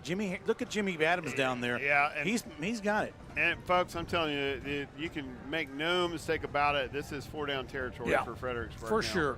It would be for Canyon Lake. Spees, quick in and out, dink and dunk. That pass has been here all night. That is the 4th time that I can recollect that play has been there to Herbert. What a tool in your drawer to use that you can go to every time you need 5-6. And just setting up, settling in that zone, in that short zone, is where they've been able to be the most effective. Spees back there in the shotgun. Twins left, twins right. Spees doesn't like it.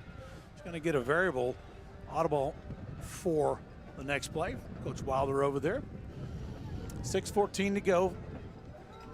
1st and 10 at the 19 of Canyon Lake. Spees looking to get it in the end zone. Spees feeling the pressure. Rolling. Backside, there it goes across his body. And it's hard to play defense against a play like that. Number 25 on the reception, Tatum. He's a sophomore, so we'll be seeing him again. Excellent job on the coverage by Canyon Lake just then, but when the quarterback starts running, everybody else is running too. And they're just running to an open spot, and Spees eyeballs it and is able to feed it in there. A little bit of a low pass, but nonetheless effective. Second down and 2. Ball just at the 10-yard line. Have to get down to the 8 for a first. Change of play at audible. They don't like what they see. Spees looks back. Zings one across the middle. Wow! Touchdown. Oh my God! And Spees paid for it. You talk about a game of not inches, but maybe centimeters. That ball was almost tipped by Gilliam, and it was slung in there like a frozen rope. Well, look. Your Resty is coming in on a mission just then. I mean, it is an all-out blitz, and he's coming out of that stinger position, and, I mean, he is a bullet train. And Spees showing a little poise, staying in that pocket and finding his guy. He took it. Here comes the extra point defense for 2 to shut that door a little closer. Trips left, 1 right. Spees rolls away to the one side. He's got a man. Won't be able to run it. Tries to get it in, and I can't see from here. He caught it. He caught it inside, right at the goal line. Number 15, I think that is, with a catch. He just right there in the corner for the Toos. That's Santi Villa. Yeah, and that was an incredible play right there by Speed. 2-point game, 45-43. It's a shootout, folks. 5:22 to go in the game. We said it in the first quarter. Hold on to the last minute. You'll have your winner. Yeah, 5:22. Now, look, if you're Canyon Lake, you're saying, hey, look, guys, we're still up. There's no panic here. We have been able to move the football effectively. Let's continue to do what we do and salvage this thing. Canyon Lake goes down the field as they have all night. Yep. Makes a score. You know, it almost becomes academic at this point, but it's got to be a long, sustained drive. I have not seen 88 points put up by these two teams since the beginning of their playing each other. Haven't missed one of those games. And so what we have here is not only probably a record crowd, we got a lot of people here from Fred and Canyon Lake, but it's definitely a record for these two teams putting up points on the board. What a thrill it is to be with you tonight. Everybody from Fredericksburg, obviously Canyon Lake, and all our sponsors. We thank y'all, the Canyon Lake Broadcasting crew. But give us a little thing on you can follow us on Instagram, Twitter, or Facebook. Give us a little shout out on the YouTube quote box over there. Evelyn Stevens, our president, she's manning the QA department. All right, folks, here comes Ryan. He stuck it in the end zone last time. He's going to chunk one down. It's not going to go that far. Bill returnable, but they're going to fair catch this one out to the 25. And that's where I'll have it. Number 4, Williams, doing the duties. Well, Darren, you know, we've been in this box for a long time. And LJ came on. LJ tell me it's his 5th year. It's our 8th, something like that. And since 2015, since we started doing this. This is a shootout of high caliber. We've seen some close games. We've seen a lot of close games. Man, what a back and forth it's been. It is, and this is, you hate to see them give up the touchdown there, but you would like to see them run maybe 2 or 3 more plays in order to get in. That was a great play by Spees, great pitch and catch. Just rifled it in there. As you said, he stood in there and took the shot. So yeah. Great job there. Canyon Lake has got to make something happen here. This is where, in the past, you would have said, "Hey, line up your big back," and you just bang the clock down with 5:22 left here in this contest. Well, they tried to, but you don't have the big back in there right at the moment. Billy stopped them. Twice. Yeah, they did, but they didn't have their big back in there. Guards has been out since the 3rd quarter. He went out, and we won't see him back in there. That's changed the flavor up just a little bit. It has. We've had some in and out new people into the offense. LJ was talking about that a while ago. He's been the guy that's been the hammer, right? When you need that 2-3 yards, he's been the guy that's been out there to get it. So they miss having him in the game. Yeah. Well, it's going to be 1st and 10 Canyon Lake. 5:12 to go. Canyon Lake looking to stop the bleeding here. Down the field is a man wide open, and it's Gilliam. Gilliam. There it is. They're not going to catch him. Touchdown, Canyon Lake. They answer the call just like that. Holy mother of bears. That is such a great job. And Gilliam coming out of the backfield on that one, able to get down there. He takes off, and Crowder throws him a dime. Here's a replay here. Crowder going down, looking the whole way. Gilliam just opened the whole way, step for step, and catches it, and it is Katie bar the door to the next pasture. I like the serpentine that Gilliam does. Reminds me of somebody I used to know. I just love the catch just then, and I love the play call. I mean, that's coming out and saying, hey, guys. So now we have an extra point quandary. Did I tell you that special teams were going to have an effect on this game? You did. You said that early on. We talked about that, and Van Alstal's got an extra point to give here to put up. It's very critical. We're going to make a big announcement here. Hang on, folks.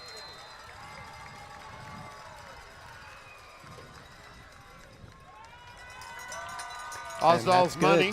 It's up. It's good. Well, now we have 52-43. Rich, the big announcement is. You all ready? Yes. Ready? What is it? What is it? A while ago, Mr. Huth stuck his face in the window. He did. Huth Transport. He says, if we get to 50, I'm giving another $50 gift certificate to Saltgrass Steakhouse. So text in. Right now, go. $50 gift certificate. 210-246-3345. Huth Transport giving away another $50 Saltgrass Steakhouse. 210-246-3345. Here we go. Courtesy of Huth Transport, one of our sponsors. It's just he's been caught up in the moment. He's got It's excited. caught up in the moment. Look at him. He's waving at me. He's like, hey, come on, Martelli. Get with the program. Don't call, text. LJ want to do the honors on the big machine? So, Deloitte and Touche just came in, right? Deloitte and Touche is how it's we run things here. Anyway, let me know who the winner is when you get ready so we can shut it down. Where's the sheet yet? There we go. Okay. We're very high end. We are. We are. I got the accountants on the line. Yep. They said we can do it. We can do it. And, the accountants of Ernst and Ernst, and they just hit it. Oh, my pencil broke. Well, there you go. No way. Whoa, where'd it go? It's right there. I didn't see it. You got to tell me again. I got it. You got it? My pencil broke. Yep, I got it. I'm on it. All right. Contest is over.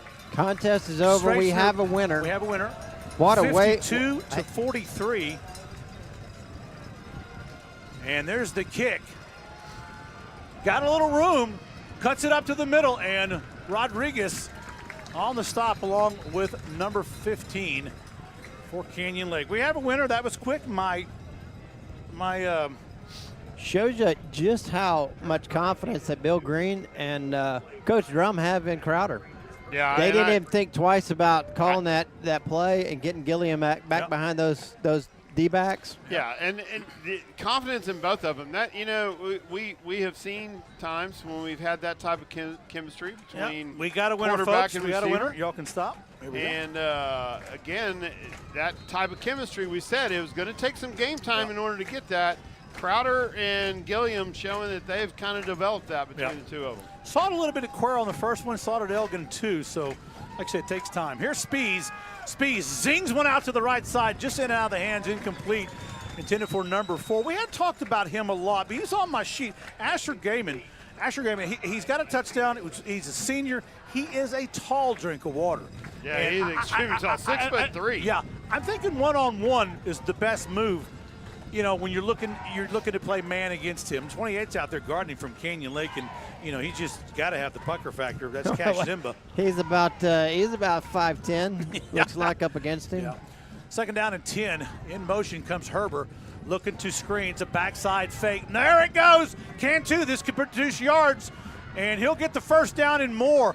That's a screen they were trying to put up back in early in the third quarter to no avail, but that one bore fruit like a peach tree. Yep, and there you go. 4:39 left in the contest. Terroir, what was that again? The ecosystem? Terroir. In the ecosystem of Fredericksburg, peaches grow well. Yeah.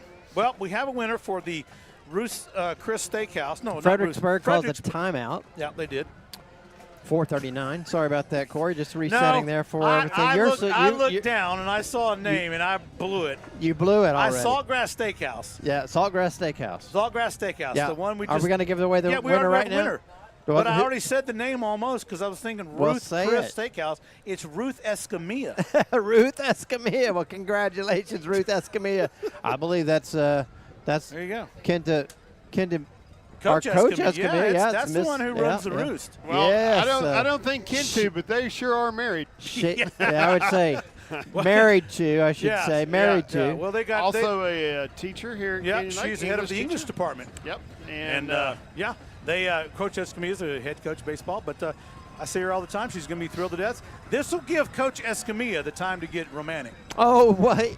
Yes, that's true. You know how Coach is. That means that Ruth is going to have to take Victor out on a date. Oh, yeah. Call the Herald Zeitung.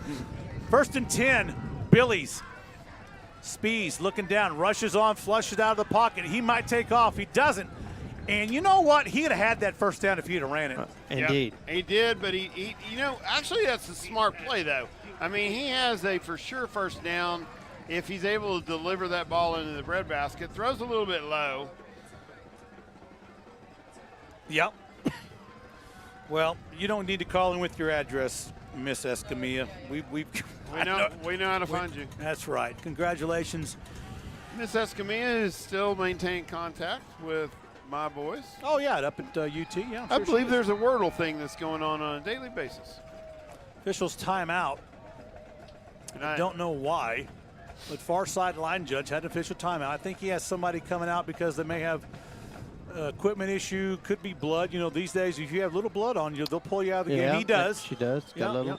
Then comes number 5. You're right, Darren. There's laser eyes. You're like the $6 million man. I couldn't have seen that with Ryder Smith coming in. So if your coach over there, do you chive away at that new guy? Here comes blitz. Picked up well by, here they go again. There you go to Herbert.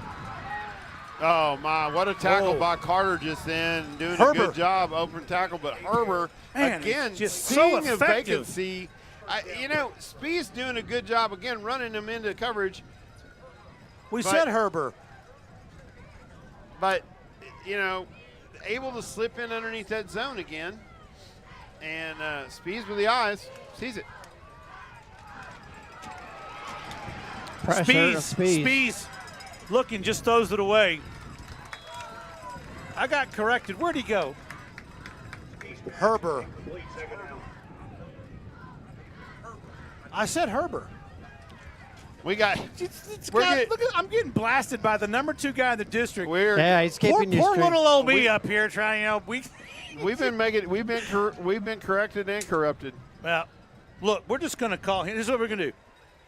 Herbert, Haybear. We're going to call him 12. Herbert. Weston. No, we're going to settle that. Well, it's 15, wasn't it? It's second down and 10. Speeds dropping back. Under pressure. Zingsman across the middle. Intercepted. Oh, my gosh. In and out of the hands of number 12, Weston. Rodriguez with the pick. Oh, no. And, folks, great, I'm telling you what. Spears of Poseidon. That is fantastic. Again,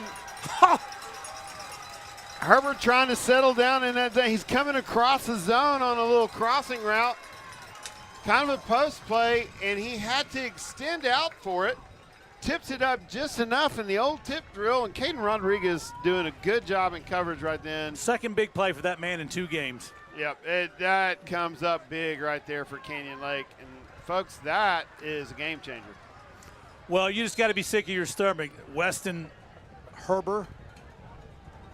Yeah, he's had a good game all night. He catches 99.5 of those, and it's got to be sick. And Mabbitt takes it up the middle for Canyon Lake, number 19. But hats off to Canyon Lake for just saying, okay, first of all, it's getting a little tight. We're going to open it up on the first play. Again, a phenomenal pitch and catch, Crowder to Gilliam. And then the defense comes up huge just then. Yeah. Billy defense stood tall in the saddle and took it to Canyon Lake, put up 14 unanswered points, and they they had their run at that, and it's kind of the ebb and flow in these types of games that you have, and they're just exciting to call. I'm grateful that I'm here today, whether I get some people's names right or wrong. We do our best. This is a great game.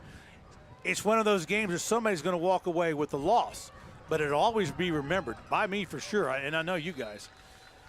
Well, run up the left side, gets a few yards from me. Got third down for Canyon Lake as Jimmy Adam and crew on the far side of the field will enjoy a timeout by Fredericksburg, stopping the clock at 2:43. Yeah, well, this clock is going to be the demon. Yeah, they need to stop that clock. They owe Fredericksburg about 5 seconds on that clock. And I think, if I'm correct, is that the first Fredericksburg timeout? I think they had one a while ago early on. Don't quote me on that. My sheet timeouts, it has been displaced, as they say. Hey, they're showing 2 left on the clock. I thought that was their second as well, but the scoreboard's showing they still have 2 left. There's one thing. Did we get a triple peak up there? I'm sorry, LJ. I turned away and I didn't see you. Triple Peak Automotive, Rodney Sales. If you need your car done right, Triple Peak Automotive is where you need to go. Look them up. I've had my car. Darren's had his car. LJ's had his cars, and a couple of the teachers here. Their shop is on their property, right? Yeah. You drive to his house to get it in his nice facility. Rodney would come out with a Marine Corps beard and everything and say, what do you want? But he does a good job. He does a great job, timely, efficient, and you're getting it done right. Third down and 5. Crowder rolling back. There's that bread and butter. Can he get to the first? Gilliam gets pulled back, and he will be about a yard short. Great tackle on the far side of the field by, I think that's Neary, Chris Neary. Well, so there's 2 good things on that play. We talk about football IQ. Timeout again. That'll be Fredericksburg. Gilliam, who's coming up a little gimpy, I think he's cramped. We saw him cramp when he got into the end zone earlier. He's showing signs of a cramp right now. And there's some sportsmanship. Number 9 helping him out on the cramp on the calf. Yep. Now, Gilliam, who caught the ball, didn't go out of bounds. He didn't kill the clock. Nope. He stays in bounds intentionally so that they have to continue to run the clock. That's more of that wisdom. It is. Tomato. Whether it's a tomato. Yeah. And whether or not to put it in the salad. That's right. Exactly. So a little tomato wisdom right there. But exceptional job and good field awareness by Gilliam to stay in bounds and try to cause the clock to run. Now, unfortunately, he got a cramp and stopped the clock anyway. But superb effort right there. Again, Crowder doing a good job of finding the Well, the cramp didn't stop the clock. Actually, Fredericksburg called the timeout. Burned another timeout. But I drank Pedialyte. I thought they would have given. I thought they waved off the timeout because of the injury, but maybe not. 4th down and 1. Canyon Lake says, 4th and 9. I'm sorry. No, it's 4th and 1. No. What? Yeah, because look who's in, number 9 at quarterback, or number 8. Yeah. And that is our backup quarterback. Double check myself. Yeah, the backup quarterback who plays defensive end. Ryder Hopper. Ryder Hopper, I thought, was in there. Was he? He was he not? Yeah. So Canyon Lake takes a timeout and says, hey, wait a minute, this is a big deal. Yeah, and that's kind of a wildcat look that they had set up just then. All right, so what do you do if you want a yard from Canyon Lake? We've been stopped consistently on many different plays, right? Look at that shot by our camera guy there. I think they're going to stay with it. I think they're going to stay in this wildcat look.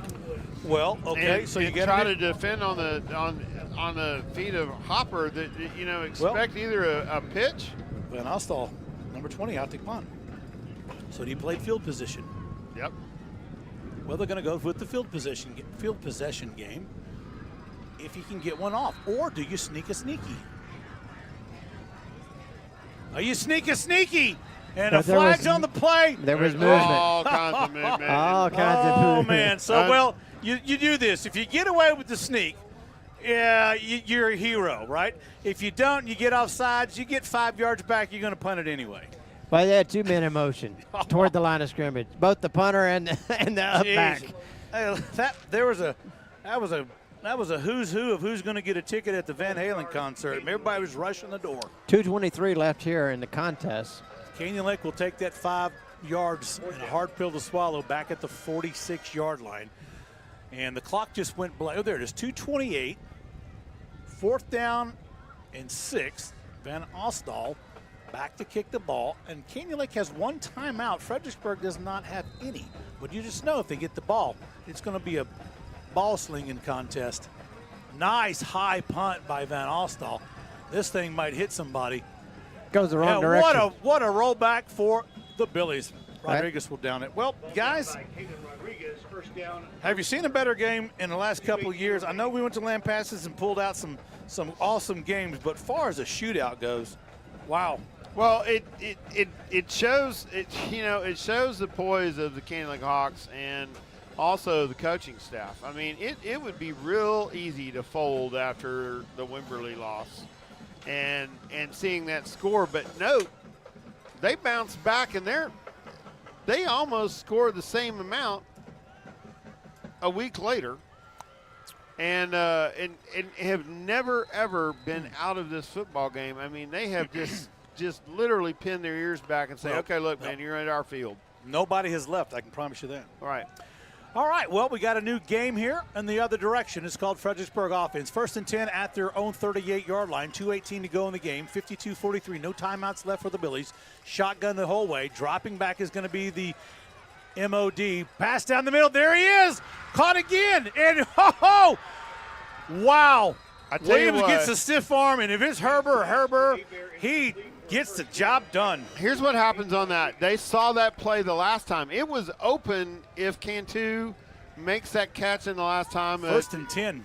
A little bit of an errant pass by Spees. 2 minutes. They ran it again, and it came up dimes for him. Spees, straight drop back. Pump fakes. Has a man. He's going to take off and run. And I'll tell you what, when you run into Stevens and is that Stevens? No, that wasn't. That was Menchaca, number 62, 225-pound nose tackle. You're not going to go very far with him on your back. About like having a bear on your shoulders trying to tread water in 10 feet. Just not going to happen. 2nd down and 10, no gain on the play. And the clock's rolling. It is rolling, 120 and counting, 125. They're going to have to go for it right here. I mean, they're going to the end zone. I would. Good things happen when you go. They all pass short again to the bread and butter. Close to the 1st down. Let's see where they mark it. They're going to be a 1st down for the Billies. Look who catches that ball. Was that 25 that time? Is that Cantu or Tatum? No, it stops the clock so they can move the chains. 110 to go. Chains are moved. Clock's rolling, 109. Backside blitz, Uresti trying to get that pressure, trying to force Spees up the middle, and they do. Spees trying to get what he can get on his own, and he's tackled. Gain of about 4 or 5. Still got the clock going. Spees, no timeout. Gets up to the line of scrimmage with his team. Good job by Reinertz being able to come up in there and forcing Spees to have to do it on his legs. That's going to chew up the clock. 2nd and 13. Ball at the 25-yard line. 42. 40 seconds to go. Spees looks back. Lots of time. Here comes a blitz, and it's going to be number 19 on the tackle. Abbott, the senior running back. Oh, I'm going to tell you what, if anybody's worried about what kind of job that Hodges can do with this defense, he has called a whale of a game tonight. 3rd down and 12. 12 seconds to go. Spees going to put this one in the end zone. Has a man, and incomplete, stopping the clock with about 6 or 7 seconds. Yeah, and that's going to be it's ball game, folks. They're going to still try to save face and go up with it, and probably throw another jump ball into the end zone. But the score differential is going to take care of it. And I can't say enough of all the way around in all phases of the game how this game has been so much different and such a different look. Coaching, play calling, defensive calling. Just an exceptional job by the Canyon Lake Hawks all the way around tonight, Corey.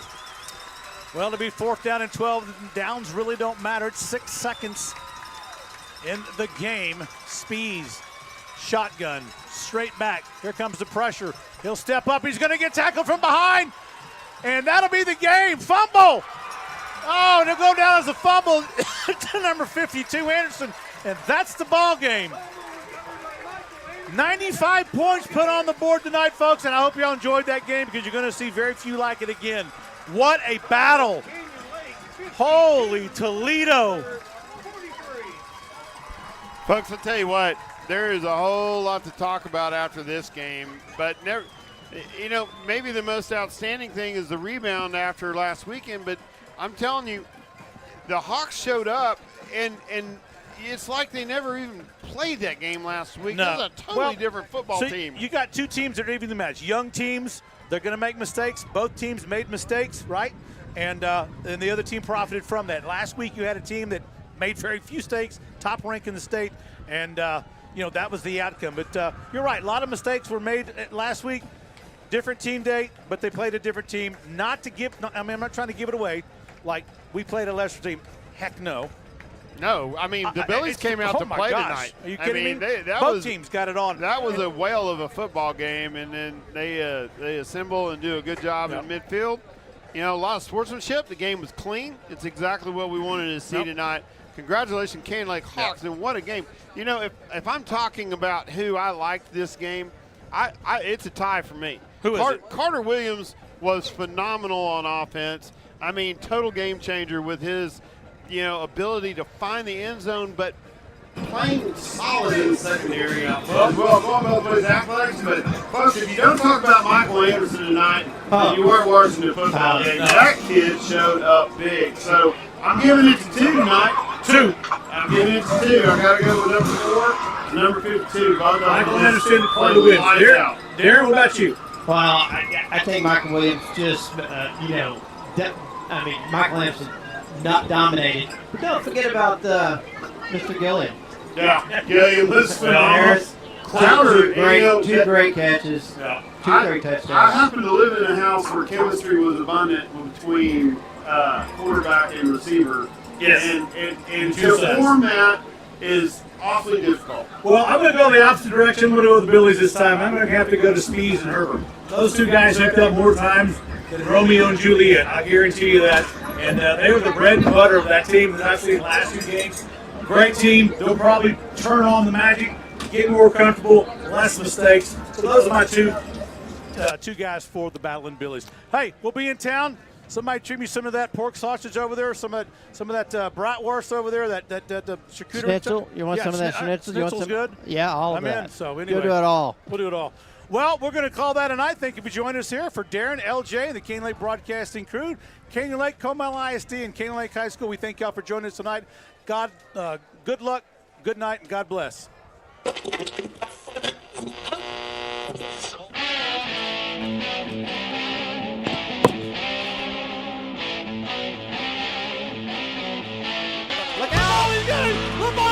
Touchdown, Canyon Lake! Holy cow! Winners, fakes, pumps, up, and good. And Anderson gets in on the belly, Pete Rose style. Dad, have you been any prouder? Shot off. There's Pena on a one-timer. Oh! Back to Bowers to Maltera. He'll launch a 3 at the buzzer. He got it! Oh, my God! Keep on going. That one is belted deep to left and way gone. Here comes Coburn for 3. Nothing but net. There goes Bates. Touchdown! Touchdown!